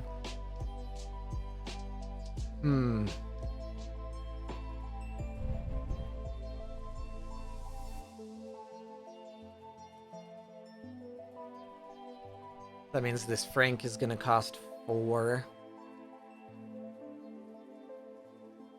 Ooh. There goes the Kellen Burst. not going to give any options for an advancement here for Elio, though. But you gotta do it. You gotta get rid of the Robins. This one will be gone next unless something comes about. You may put a card from your hand in reserve if you do draw 2 cards. Elio is typing something in chat. That's not what I want to see in a turn. I need to win both. Yeah. Very unfortunate. However, this could mean just a game 3. Elio does have the cushion of being 1 game up. While they decide their reserve cards, I'll give you a quick look at the other match going on right now. Still pretty close. We have a Robin on the board for Pluka and 5 mana against Sylvain's no mana. I would assume it should be fairly easy. Oh, and there's the cats coming out. Not asleep though. It does still get the 3 cards at dusk though. Hey, what's up, everyone? Did y'all see Evron's unique council? Probably the best unique I've ever seen. Or it is unique. I did. I see it. The stream saw it as well. It is pretty gross. What's up, Evron and Neek on Neek? Sorry, I missed your message earlier. Trying to stay glued into these here. Neck and neck. Technically, Pluka has mana and card advantage. Either way, gaining those 3 cards from Kets. And this one is probably gonna go to game 3 for Elio and Keelon guy.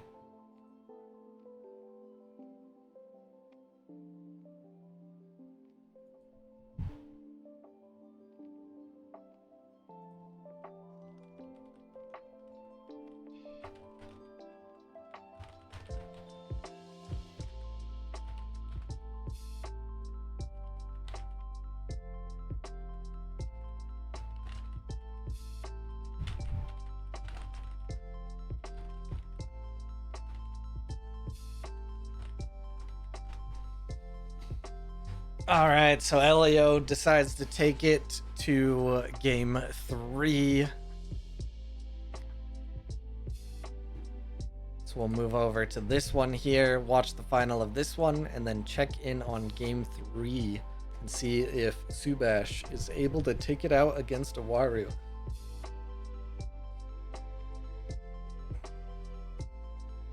All right, so let's really take a look here.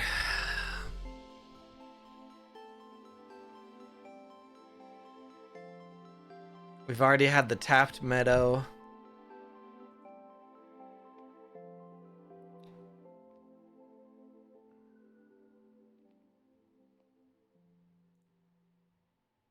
Robins, no Robins for Sylvain. Technically, 2 possible Robins for Pluka. Does have the mana and wouldn't need to sleep it, depending. Just make it very, very hard for just see another little trooper.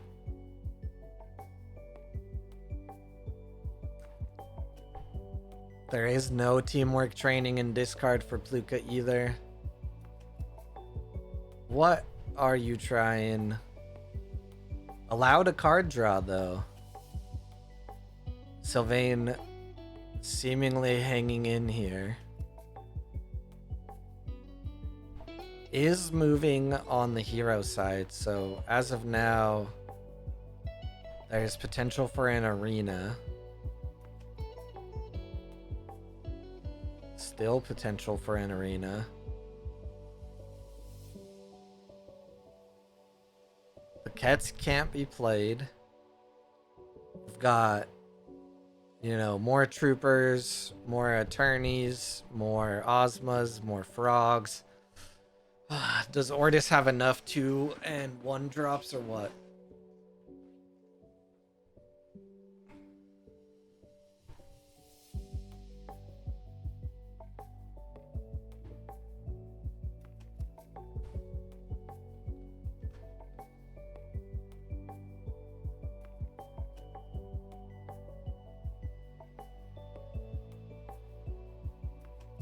And there's a teamwork training from Sylvain. Someone quick do a bunch of math and find out who comes out ahead if both of them teamwork training.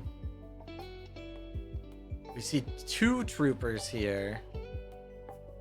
None in discard. Another trooper could exist.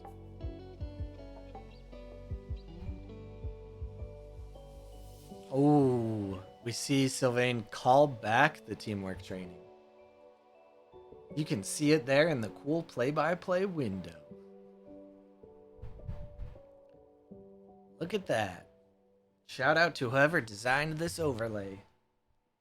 It was me.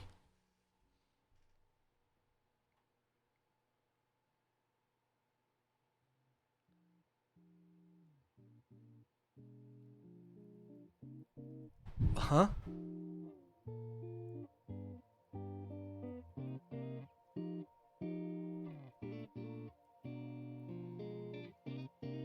Interesting. I did not expect that's how it would go.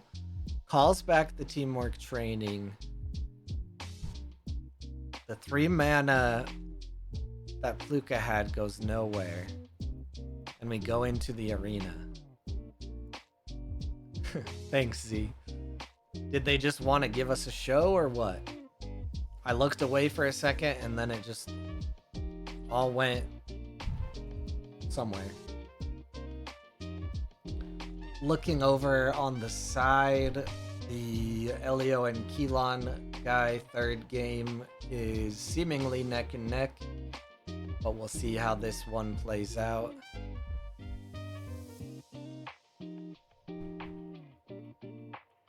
Just already a great lead from Pluka with so much remaining mana.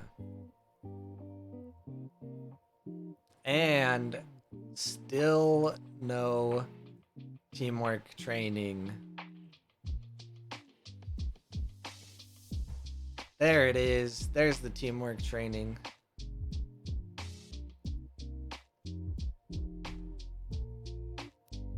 Yeah, I don't know what happened with the teamwork training before.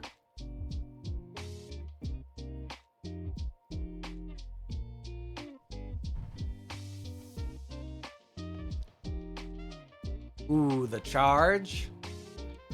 I don't see it being enough though. So you got 16, 25. Wait, what? Oh, okay. Pluka just didn't. Pluka knew he had the win, didn't need to play anything else. I could not even finish counting. And there you go. Pluka takes it. Is that game 1? Let's move over to the other game. All right. Still neck and neck here. We've got a boosted Robin on the field. Haven, 1 Haven out. Armorer and a Lovelace in the discard. Nothing for Keelan. All right. So Elio's going to have to stop a double advance here. Has a good start on blocking Mountain on Hero. And there's the Council. It's not the Everon level Council. But it is a council.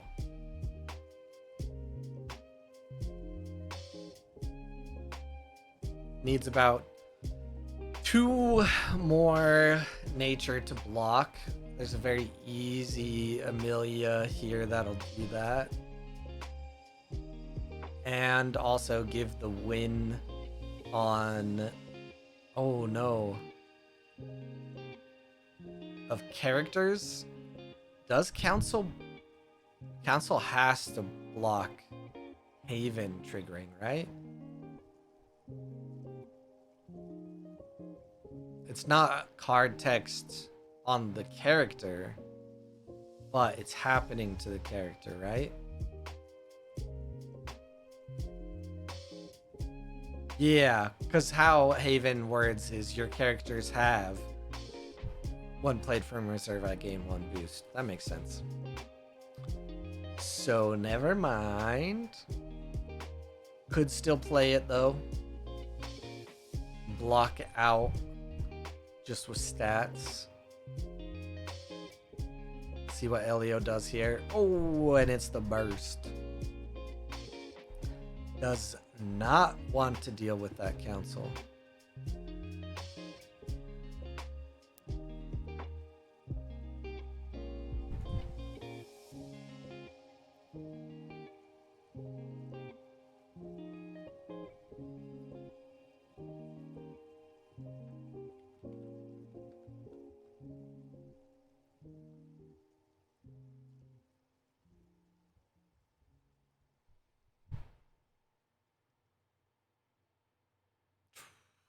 Double move out of Keelan guy though. Now the game is much different. I could sell it for the proper price. Altered Corner team will offer you $60. Funded by Z.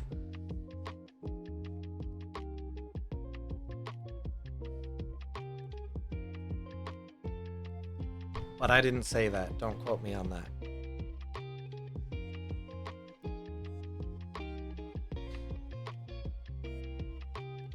Thank you for the follow, Evron.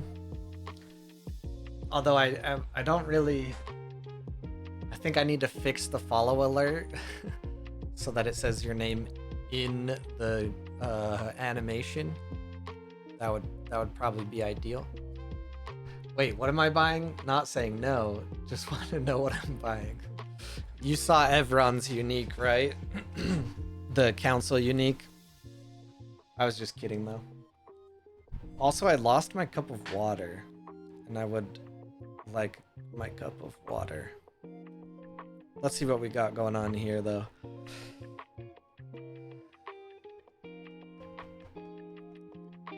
I've got to think that at this point, the council's kind of a risky move to put out. It's a lot of mana, but to be fair... There is the Sandman for only 2. Oh. Sandman for only 2 mana, which does have 3 water. But as is, going 2/2/2 up above 4/4/4 shouldn't be that hard. But Waru would have a harder chance. Now it's like impossible to hit that companion side, so interesting choice. Oh yeah, I would pay $60 for that. Add at least 1 0, man. Okay, so $60.05.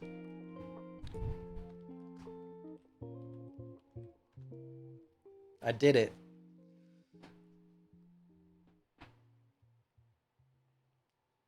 I am interested with that 3 mana. If we get at least a block on the hero side out of Elio.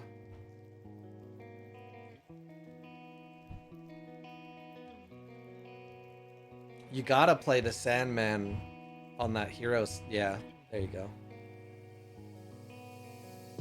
Now the block is impossible, so. Yeah, it is a it is a very nice unique.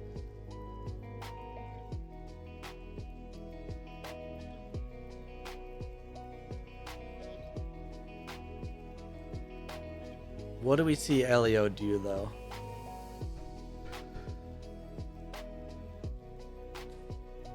Have we seen spies? I'm, I'm not sure if it's Keelan guy that runs spies. It might have been Sylvain. Let me pull up their next match.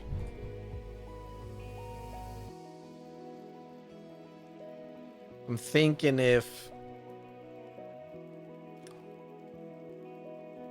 Oh, the hooked!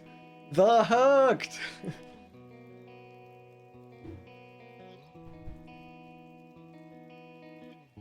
We can revisit the price after Robin nerf. Yeah, that was a beautiful hooked.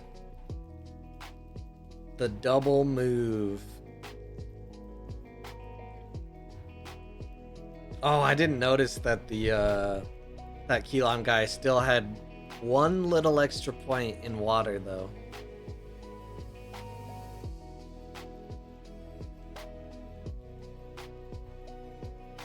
Wait.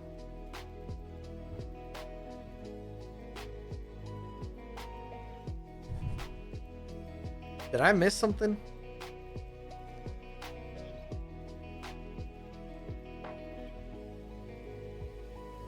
Wasn't there supposed to be a double move there?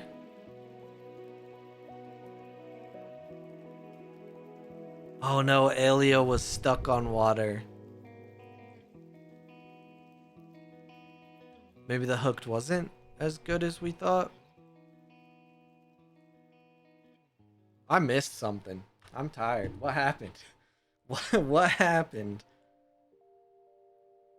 Hooked for the draw. I think I was paying too much attention to other stuff. I didn't realize that the water went up to 7 for Keelan guy. Makes sense. Makes sense. Yeah, I was like looking over here, and then when I saw the hooked, I had the previous calculations in my head, and I was like, oh. Just erase that. Erase that reaction. But now we have the double haven.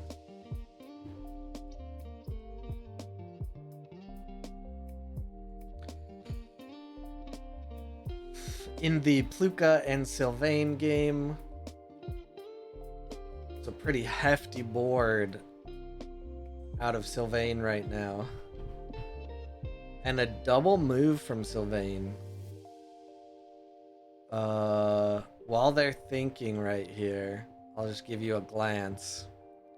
Sylvain is very close to taking it. And the card advantage is not that extreme for Pluka. Take a look at the bracket. Pluka is up 1 game though.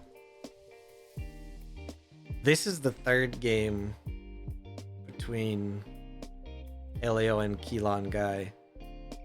So the winner of this game does go on to the championship.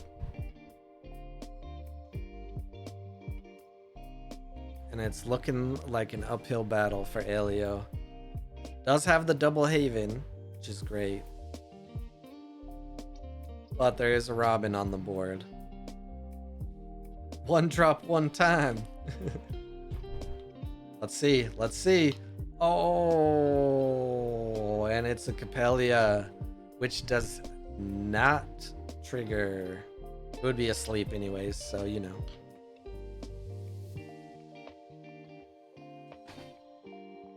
No 1 drop. Dang. I wonder what the final is gonna be. You had me sweating. All right, we're going to get There's still a hooked, but it can't be played because of Robin. Yep. No one drop. Robin on the board. That is a GG, as they call GG in the chat. And Elio wishes Keelan Guy good luck in the finals.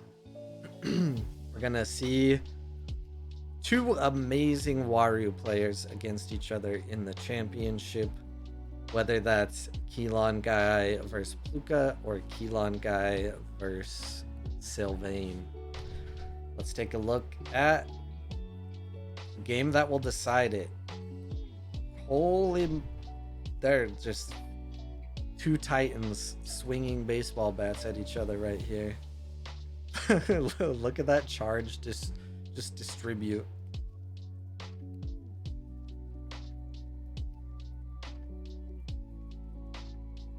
All right, I need to refresh to make sure we're up to date. As of right now, Sylvain will win this one.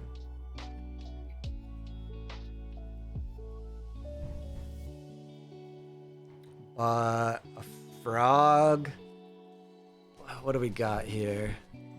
Frog. Oh, teamwork training. I was about to say a frog can't bring it home.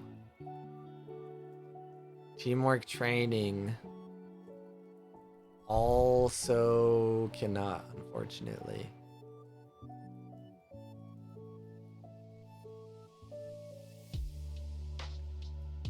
So that means Sylvain is going to take game 2. Yeah, was not enough. Was not a 2-drop that could have snuck that one out. But it is a 1-1, neck and neck. Let's take a look at the bracket here.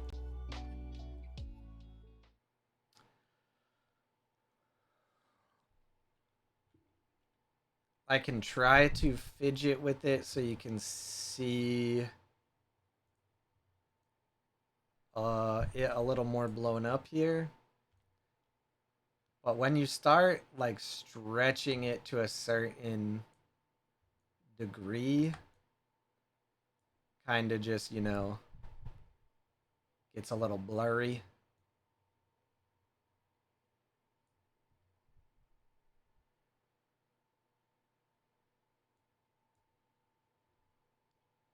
It's not too bad though, right?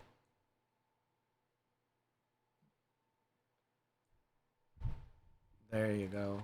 Welcome back, Keelan Guy. There was what was the interesting play that I had no idea what was going on? I reacted incorrectly to the hooked because I looked away and didn't realize you were already too far ahead in water. But then Elio was looking for those 1-drops for it. The hooked, I just reacted incorrectly. But there was something where I was like, what are they doing? Oh, I forgot.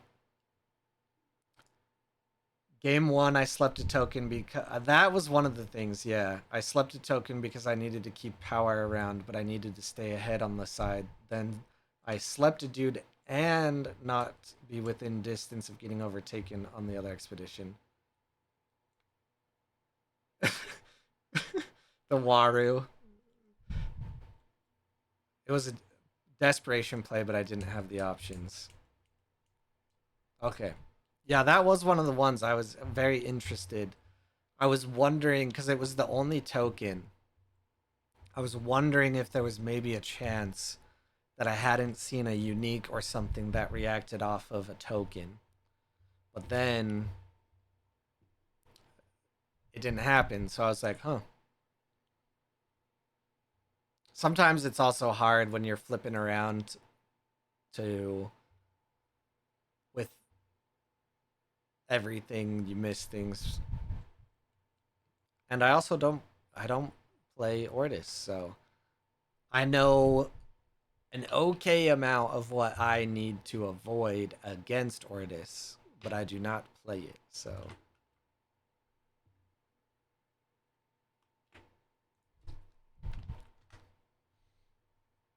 And obviously, all of these players are much better players than I, but I can just talk a lot. All right. Game 3 to decide who takes on Keelan Guy in the championship.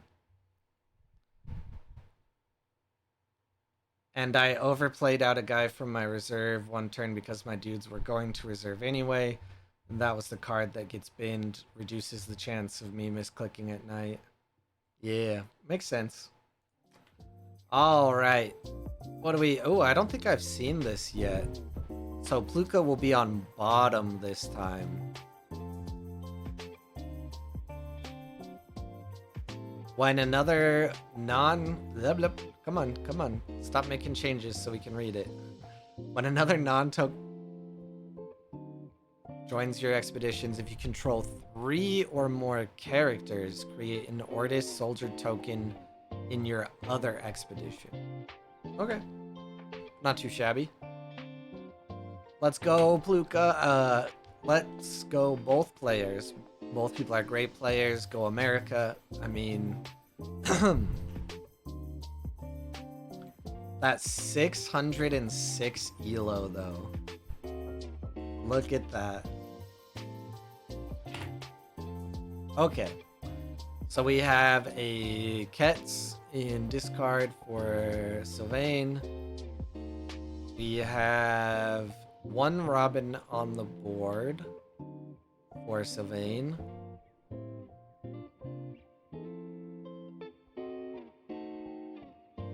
Sylvain's gonna move over here.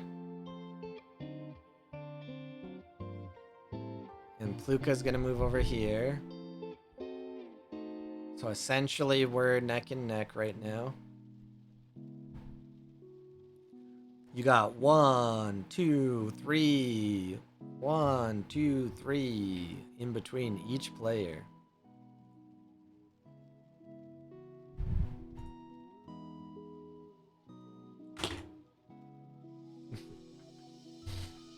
All right.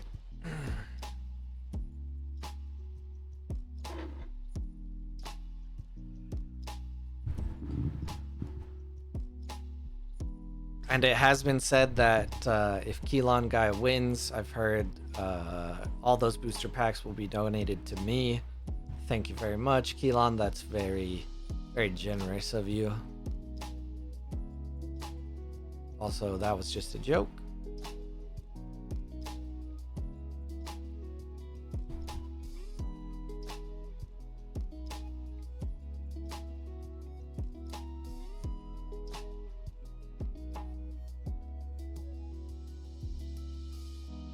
Yeah. Because of that Robin being asleep again, shouldn't be too hard for Pluka to get. Not a double move because Waru be sleeping all the time. So, hero move for Pluka. Companion move for Sylvain. Still neck and neck.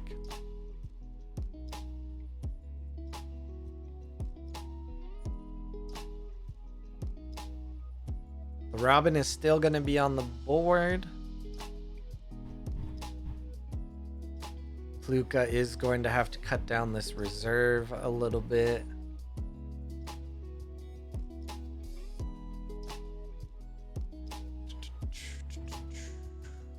Gets rid of the unique.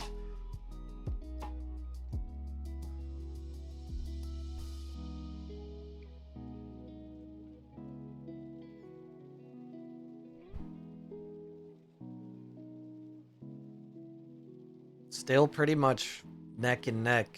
Ooh. Except for that hurts. That hurts. Double Robin from Sylvain. And there comes the Robin from Pluka.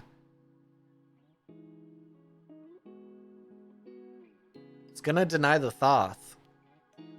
Does Sylvain have anything that can bring out the double move.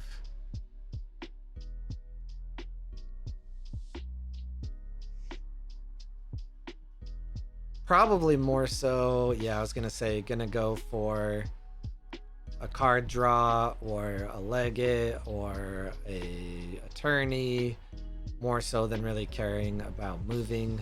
Waru does Waru things. We are still neck and neck, and one Robin versus one Robin. This is the unique that is tough one if there is a landmark. Currently, there is no landmark, and Luca is first. I would think if you're Pluka, you want to get rid of this now. Should be very easy for Sylvain to put out a meadow or something. If allowed. Ooh, opts for a second Robin, which is just good all the time. Everybody loves to be double teamed by Robin. I mean, what?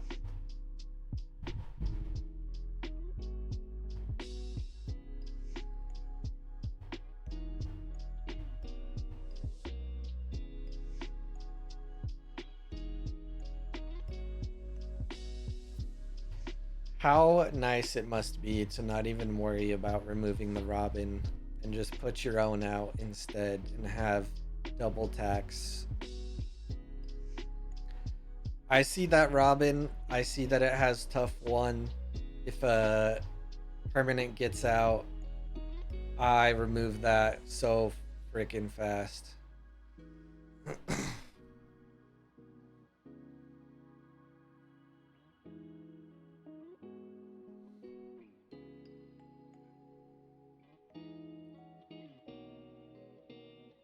Mana erupts that bad boy. Except for I just removed the mana eruption from the deck I'm playing right now.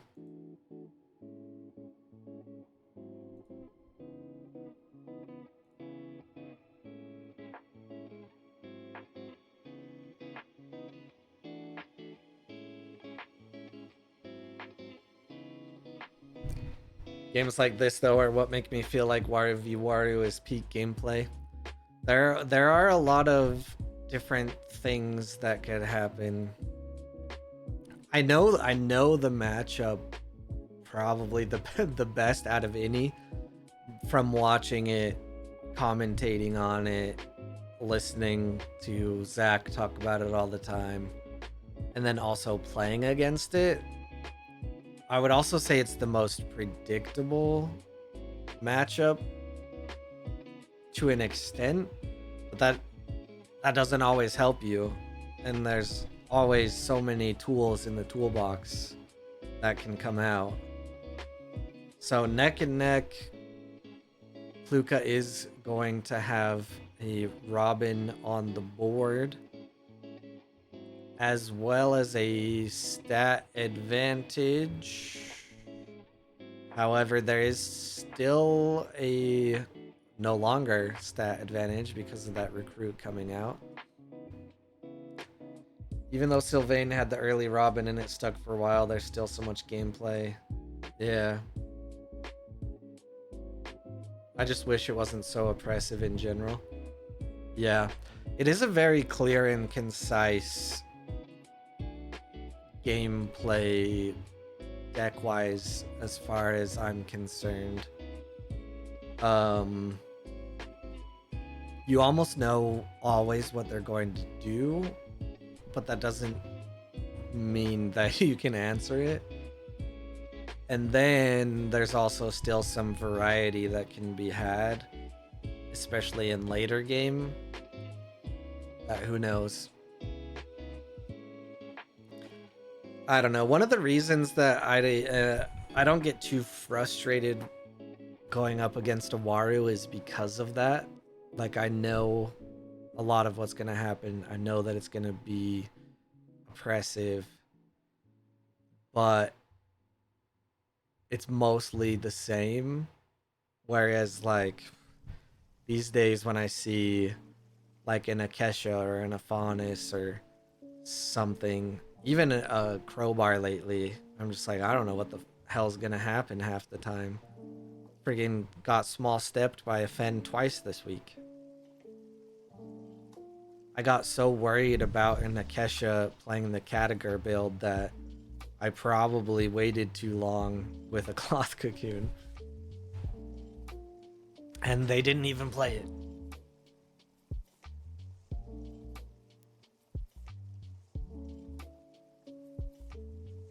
Yeah, that feels terrible.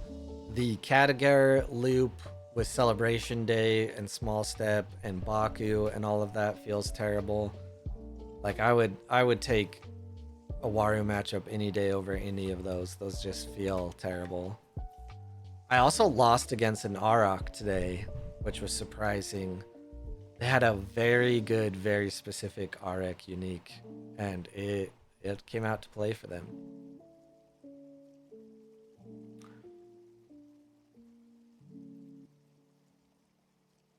Interesting. Going for the win here. Sylvain puts to sleep Pluka's Robin Hood.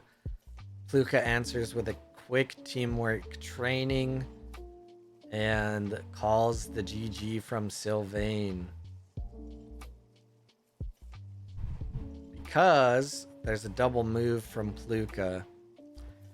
That teamwork training always in hand.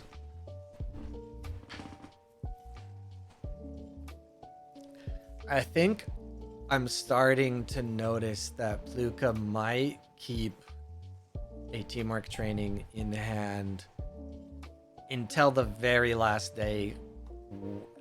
Always. Always, always. If you're going against him, don't tell him I said that. I also could be wrong, but it seems like a very common strategy.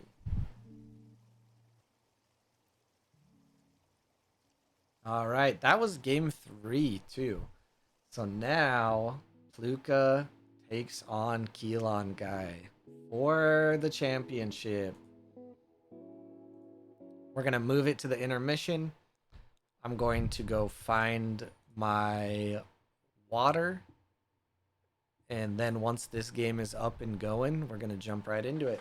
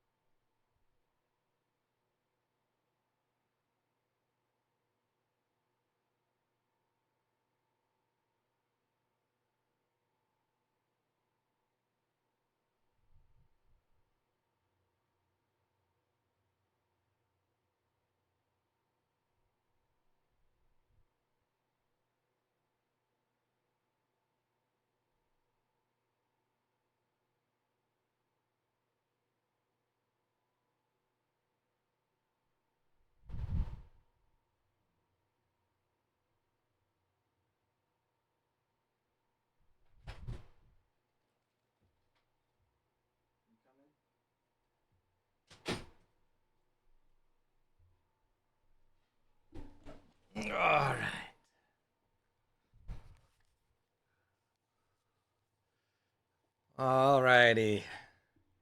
Let me refresh.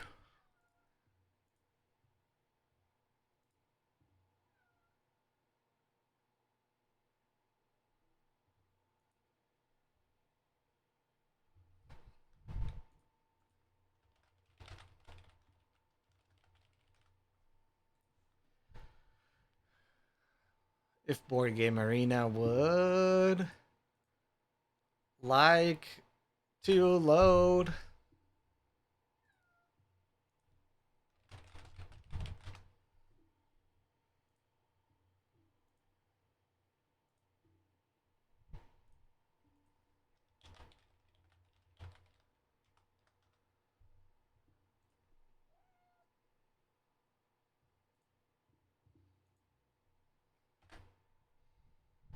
Alright, here we go. Welcome to the final match of the Ace Championship, hosted by Altered Corner and sponsored by Aegis Creative Company out of Houston, Texas. We have Luca on Waru versus the Keelan guy on Waru. Two very different Waru players. We're going to see some different uniques. And off the bat, we're going to see a single move from Pluka. But some might say a little more of a setup for Keelan guy based on it being a Ketz. That Leggett has nothing to sabotage at the moment. Also, this is Revan. My cat Revan wanted to join in for the finals. Hey, bud. Yeah. You're gonna make my shirt all hairy. We see that paper herald for Pluka. I think has been a recent addition to the deck in the last month or so. Very nice one drop with a even nicer support ability. Ooh, we see an early Robin from Pluka's side. Early being right on time. Day 2. Day 2 Robin, classic. We have 2 Ketzes on the board though for Keelan guy. They're just snapping it back and forth. I did not even have a chance to look at the stats. Was distracted by cat.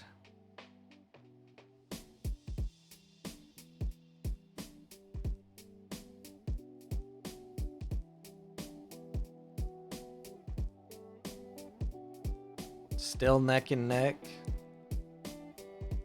I would say that Keelan guy has more important cards in the discard and does not have a Robin, but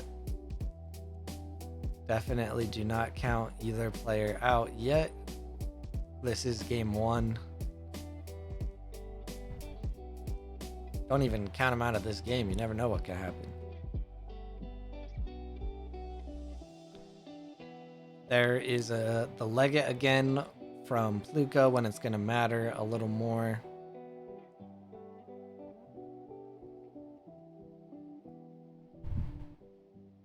So far we have a move on the hero side from Pluka. Oh, sticky note. Gets rid of the Robin. We have a double move for the moment from Keelan guy. And we're going to have troopers come out on both sides. And another Leggett. So Pluka is going to move and block the move on hero. And we're going to get a move from Keelan guy on the companion. So, neck and neck once again.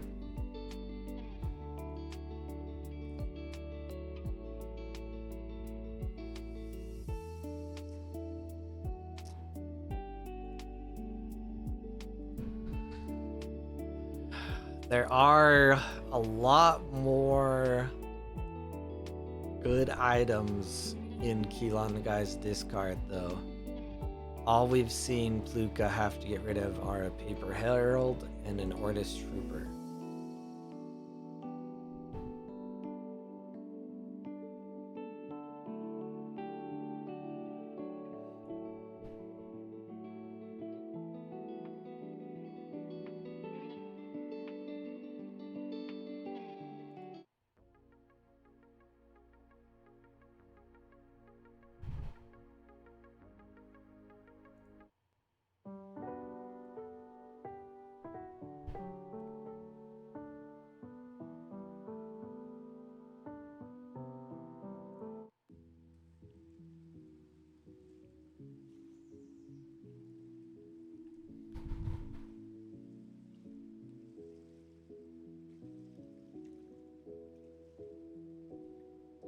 Just back and forth, swinging on both sides.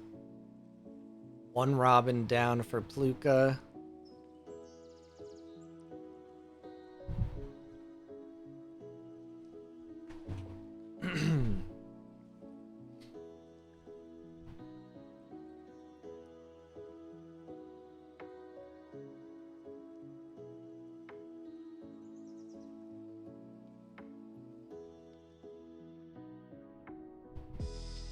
No card advantage to either side. Mana is equal. See our first unique of the game, though. This Thoth from Pluka. When the expedition fails to move forward, create a recruit. When I leave the expedition zone, draw a card. And from hand, you may put a card from your hand in reserve. If you do, you may discard target permanent. No permanents on the board. That did not come in play.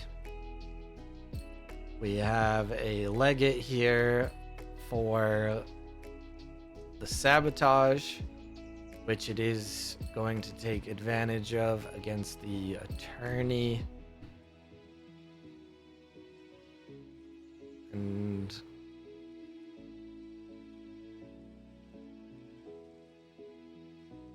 interesting. Keelan Guy opts to let Luca double move in hopes of a better setup. That Attorney is going to go bye-bye. They're going to be tied going into the day on the Hero Expedition. But Keelan Guy is winning out on the companion side.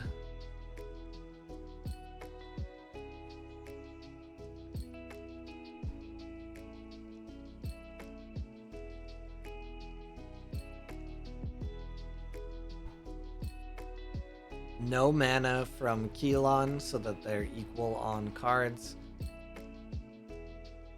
Pluka does have the mana advantage.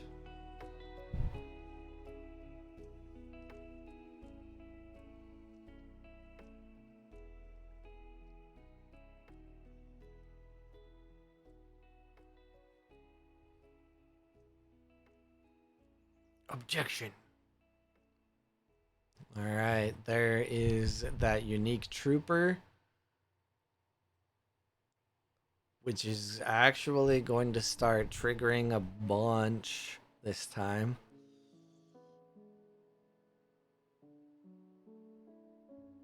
This might be a quick nail in the first game,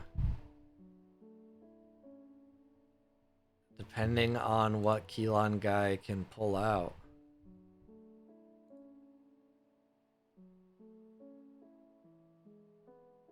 We hope for a teamwork training here.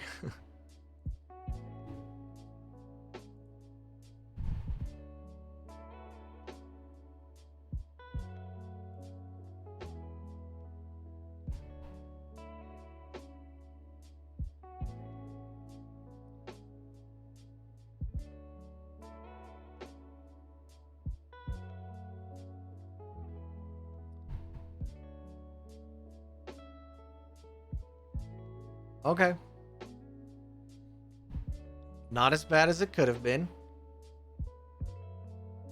I was really worried about some of those triggers from that unique. Not great, but we live to see another day.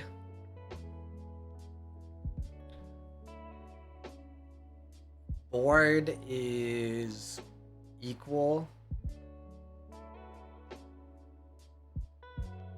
Ooh, the council gets discarded though. Keelan guy does have the body advantage for the moment.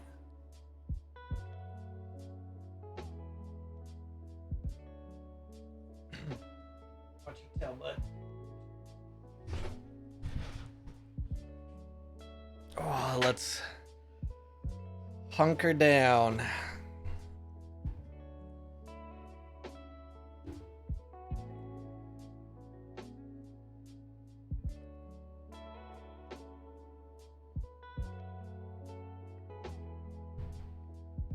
Ooh.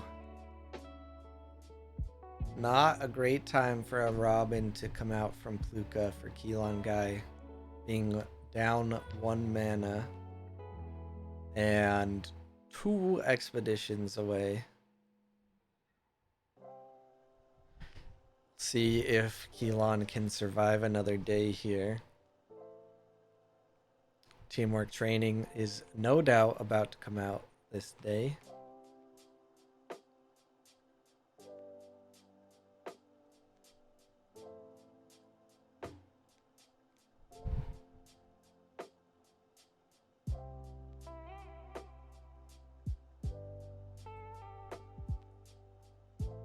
The audience goes quiet.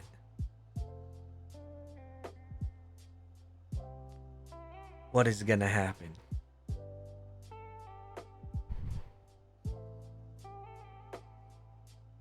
Ooh.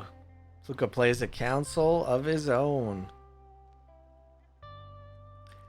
10 in nature for the final move.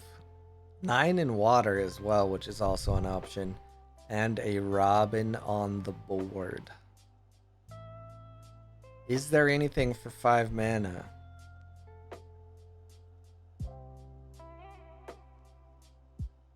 Don't think so.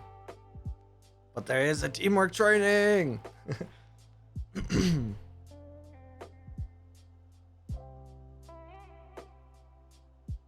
Ooh, that gets Pluka to end the afternoon. But Keelan guy is not able to get the nature to stop Pluka. That was a nice ending there, though. All right, we go on to game 2. While we wait for game 2 to set up,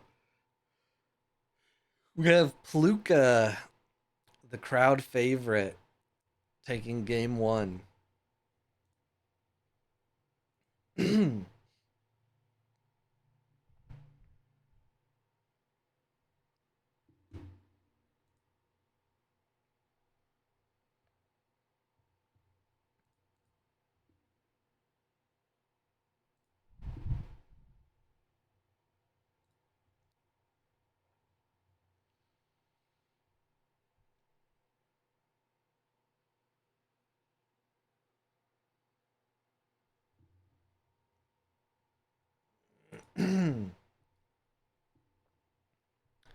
All right.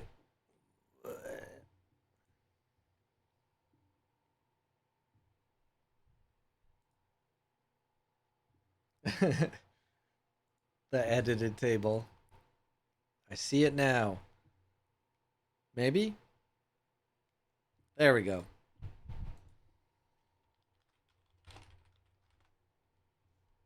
All right. Here we are loading into game 2.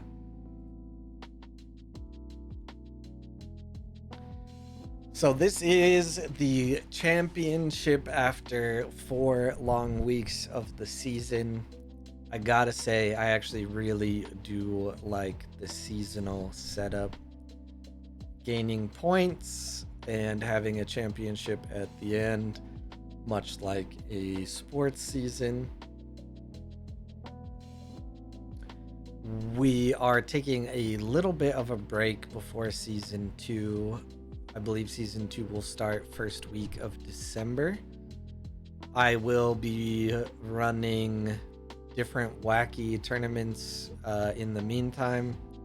Probably have lesser of a turnout just because I probably don't have many prize. What just happened?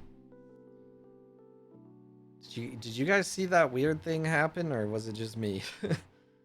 I saw like a recruit happen onto the field and then just disappear. Like it dissolved. There we go. We should start a petition and give it to any president of any country to finally ban Robin Hood. So, speaking of that, I want to do a no Ordis tournament. That might be the first one that we deploy in the downtime, but we'll probably have a different themed for fun tournament. I think it's interesting because it basically shakes up the whole meta, the whole tournament. Would be interesting to see what comes out on top. No Ordis Tuesday.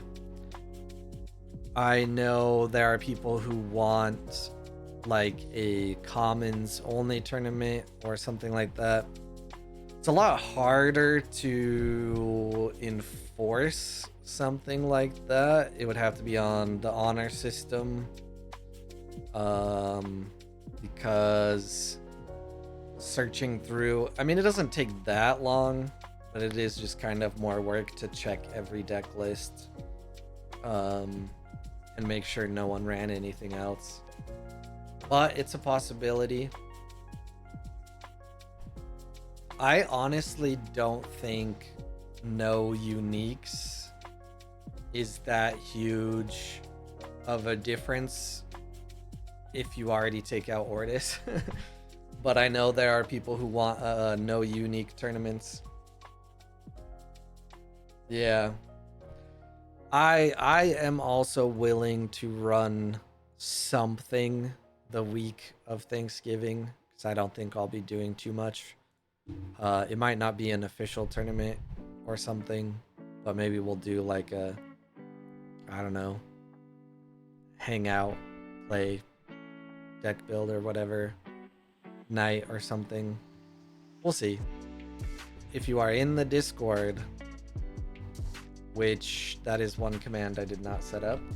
Good idea, me. If you are in the Discord, that will all be in the Discord. And season 2, the first place you will hear about it is in the Discord. And people who hear about the link for sign up going live hear about it first in the Discord before I post into any social medias. But we are in game 2 now. We have a Robin Hood for each player. There is a fleeting Robin Hood for Keelan guy though. There is one sticky note seals down for Pluka.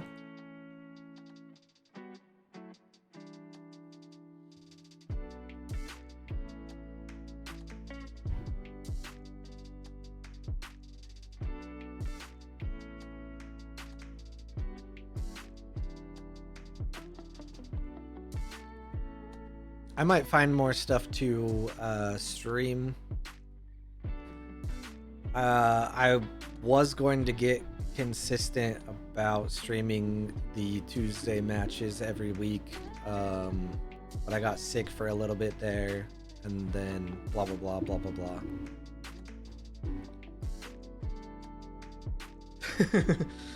blah. Draw 3.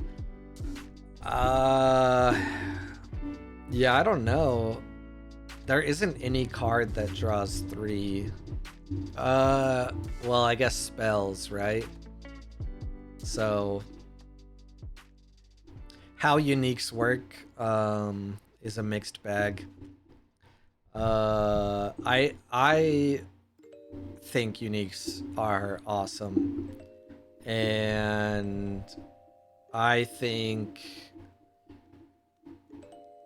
I'm not that concerned with them in at least like weekly tournaments and stuff. But I also care less about winning, obviously. So I really like seeing all the different uniques.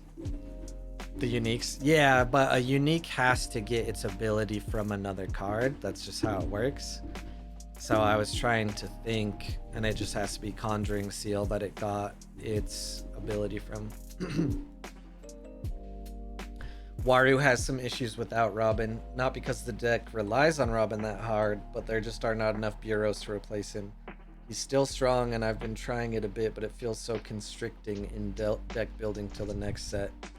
Yeah, from the outside, as someone who doesn't want to play Ortis, I like Robin Hood is a strong card, and it's a strong mechanic to be able to sleep it, and blah blah blah. But Ortis still has so many good tools. Like, I should do the math, but just off the top of my head, I don't think there's any other faction that has as many truly playable 2 and 1 drops when you consider them. And it goes a long way. Welcome to the rest of the heroes. Yeah, right? Yeah, I would say for Muna, the longest time we had trouble on all of our stuff just getting removed, getting sabotaged, discarded, all of the above. So we started running Spindle. It's very easy for everyone else to adjust to that and run things that remove permanence. And not only is it good against Muna, but it's good against a bunch of other heroes as well. You can remove Meadow if Ortis players play it. The Trooper Foundry, whatever the hell that Siggy plays sometimes. Brass Bugs, Haven, Bastion. So Spindles don't make you as safe anymore as of the last couple weeks.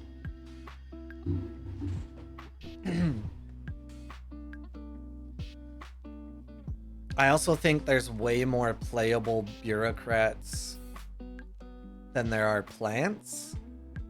It'd be interesting to kind of see that written down, you know? I honestly do not think it would be that wild of a change to Muna if Meadow made any card cost 1 less. People who hear that might think I'm crazy, but it can be removed so easily. It's only 1 time per turn. There's no way it can do as much as Robin Hood can. Doesn't sound that crazy to me.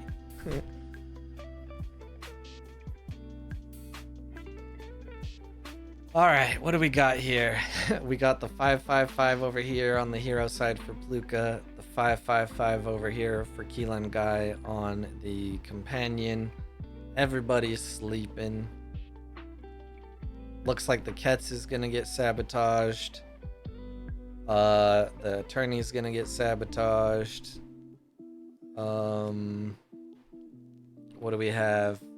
1 Robin Hood and 1 sticky note down from Keelan Guy. Basically the same from Pluka, but we do see an early teamwork training in the discard.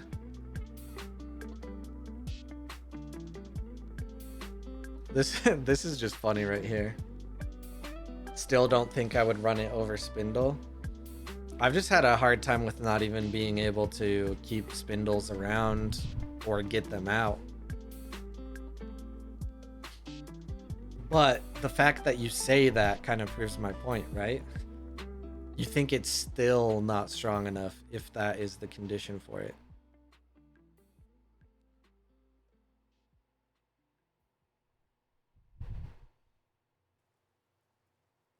Should we start doing some notations here? So if a Ortis runs their version of Meadow, they get Legate, they get Attorney, they get Prince, they get Robin, they get Kets, right? Yeah, they get Kets.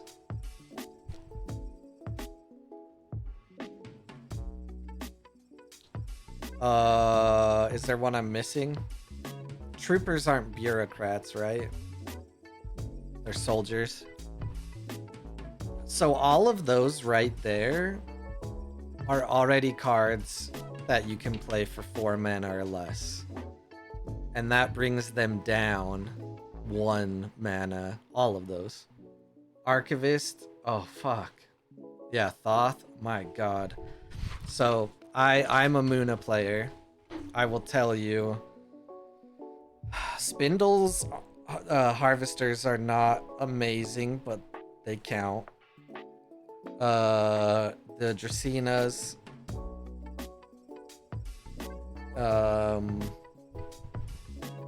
Aloe. And Shrooms. And Hydra is the big one, but Hydra is so far above any of those bureaucrats we just mentioned. And I mean, there's sons and daughters, but daughters give your opponent advantage as well. So if you think about it in terms of benefit from the cards other than stats, Meadow is better in Ortis. That's my quick take. And they hardly even run it. Isatok is a bureaucrat too? Disgusting.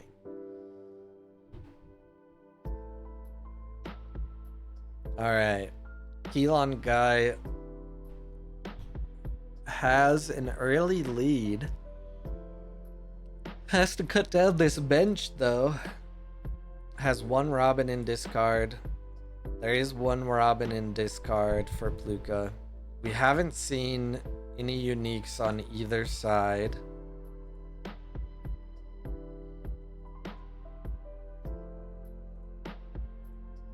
Yeah, I feel like if... So Kets is a double thing, right? A deity and a bureaucrat. Why is Pavardi not the same? Why can Pavardi not be... I always spell it wrong. A deity and a plant.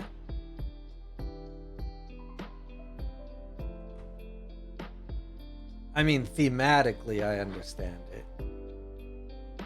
But... if just Pavardi was a plant, pretty dope.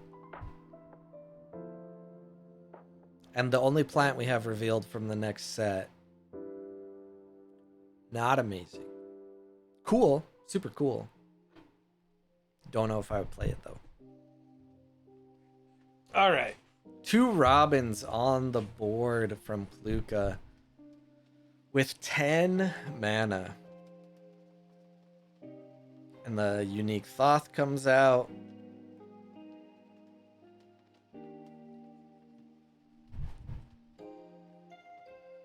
How is Keelan Guy going to answer this here?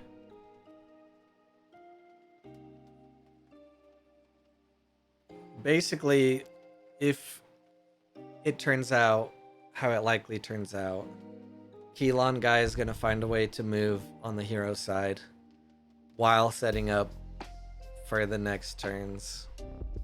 And Pluka's gonna look to set up on the companion side while setting up for the next turns.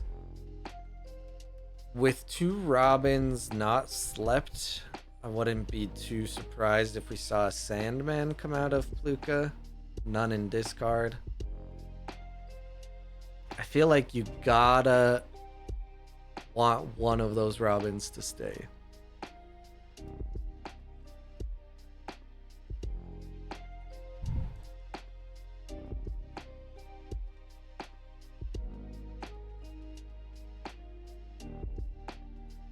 I'm gonna play the new Muna deck I've been playing tomorrow night in AWOL. It tends to do better in those. I tend to do better in those tournament settings than Arena. Arena is tough. Arena is like friggin' straight killers. We in game 3 yet? Yes. Game 2 of 3.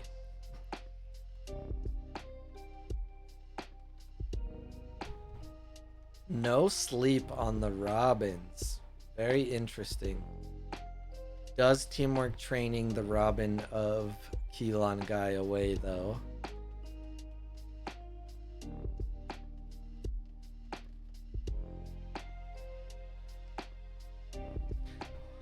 Wonder. Not gonna get the support ability out of the Paper Herald, but that's totally fine. 2 Robins on the bench. I do not believe either of these players play spies in their deck, and they probably both know that neither of them do. They're both very smart players. Let's go game 3, no sleep for Keelan. He's used to it.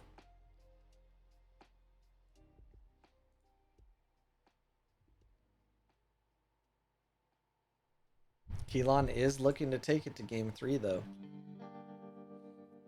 Those 2 Robins ready and waiting for Pluka are scary though. No, we've seen the Cats.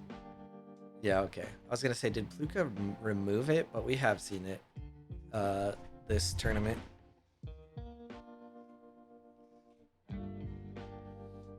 So yeah, I mean, I feel like most people know how uniques work, right? If you don't, basically, I mean, it is an algorithm, but also kind of different than the algorithm that people think of this day and age. It's basically like a weighted system. You can say it's not perfect, whatever, but this is how it works. Basically generates cards, and they have to be weighted a certain amount.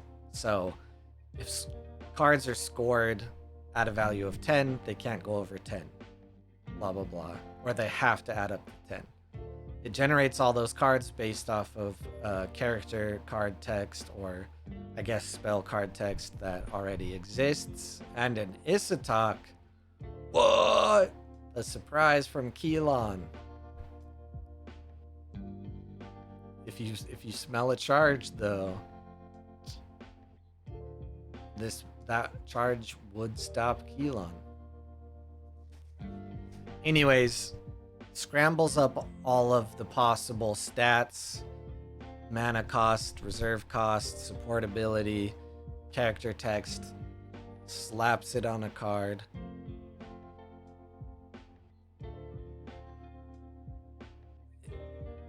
No charge but the Sandman, and the Sandman does bring it out for Pluka. The advancement, that is. And that's how uniques are made.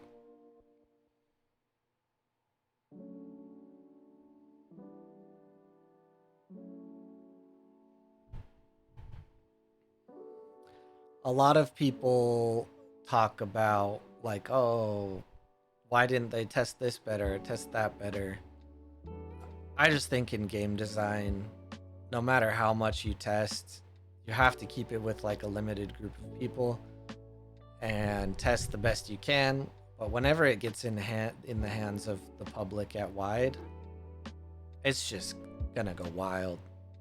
you can not account for what thousands of people will come up with. It just gets wild. Like freaking when Baldur's Gate 3 came out and on like the second day someone skipped 90% of the game by stacking boxes and jumping over a castle wall.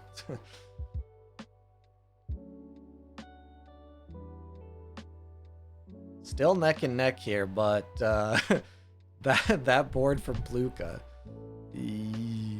scary. Does Keelan have an answer for this? Mana and card advantage go to Keelan, which is surprising if you have seen any other Pluka games.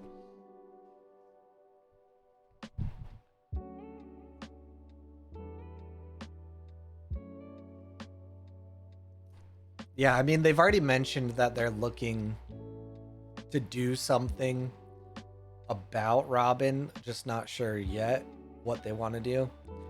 And honestly, I think that's fair. There's not official tournaments, and I know like these weeklies and a lot of online tournaments and like Ludo Trotter and stuff show over and over again how oppressive Robin is.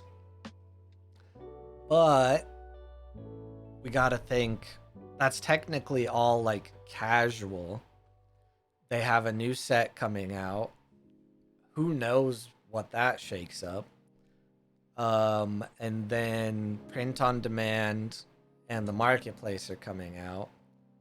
I think it's very reasonable to not touch or change anything about Robin until at least the new set. Most I've heard of in my area is 70 Kickstarter boxes. What? 70 Kickstarter boxes. Who buying that? Dang.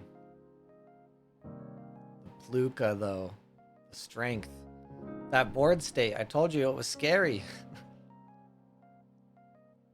The double move from Pluka to seal it.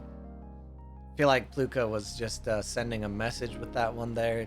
Doesn't even need the Kets to bring it home. I don't think we saw it either game there. Well, folks, there you have it. There is the champion, Pluka on Waru.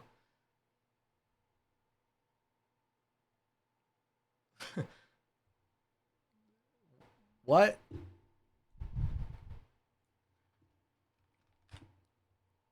So, some things here before we close up.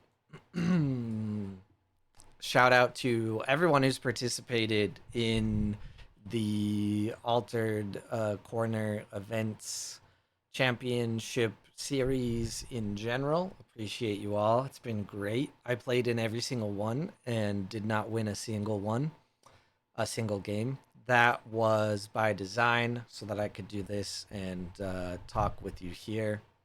If you're not in the Discord, join the Discord. We will be doing some off-week events starting as early as next week. I'm 99% sure we're doing no Ortis Tuesday next Tuesday. We'll get that up in the next couple days. New episode of the podcast just released like 10 minutes ago. And thank you to Aegis. I'm going to say it wrong now because, anyways, for sponsoring the event and providing prize support for all the way down the top 8. And thank you guys for watching. Had really good viewership for a brand new channel and everything. So let me know what you want to see. I'll keep it alive. And we'll probably be here every Tuesday for a while. Season 2 will start in December, so get ready for that. I think maybe, not confirmed, we might push the registration above 64. I don't know though. 64 is a pretty good number, and we always have people who drop out. So I think increasing it might increase dropouts, but we'll see. You'll always be alerted of the links first in the Discord.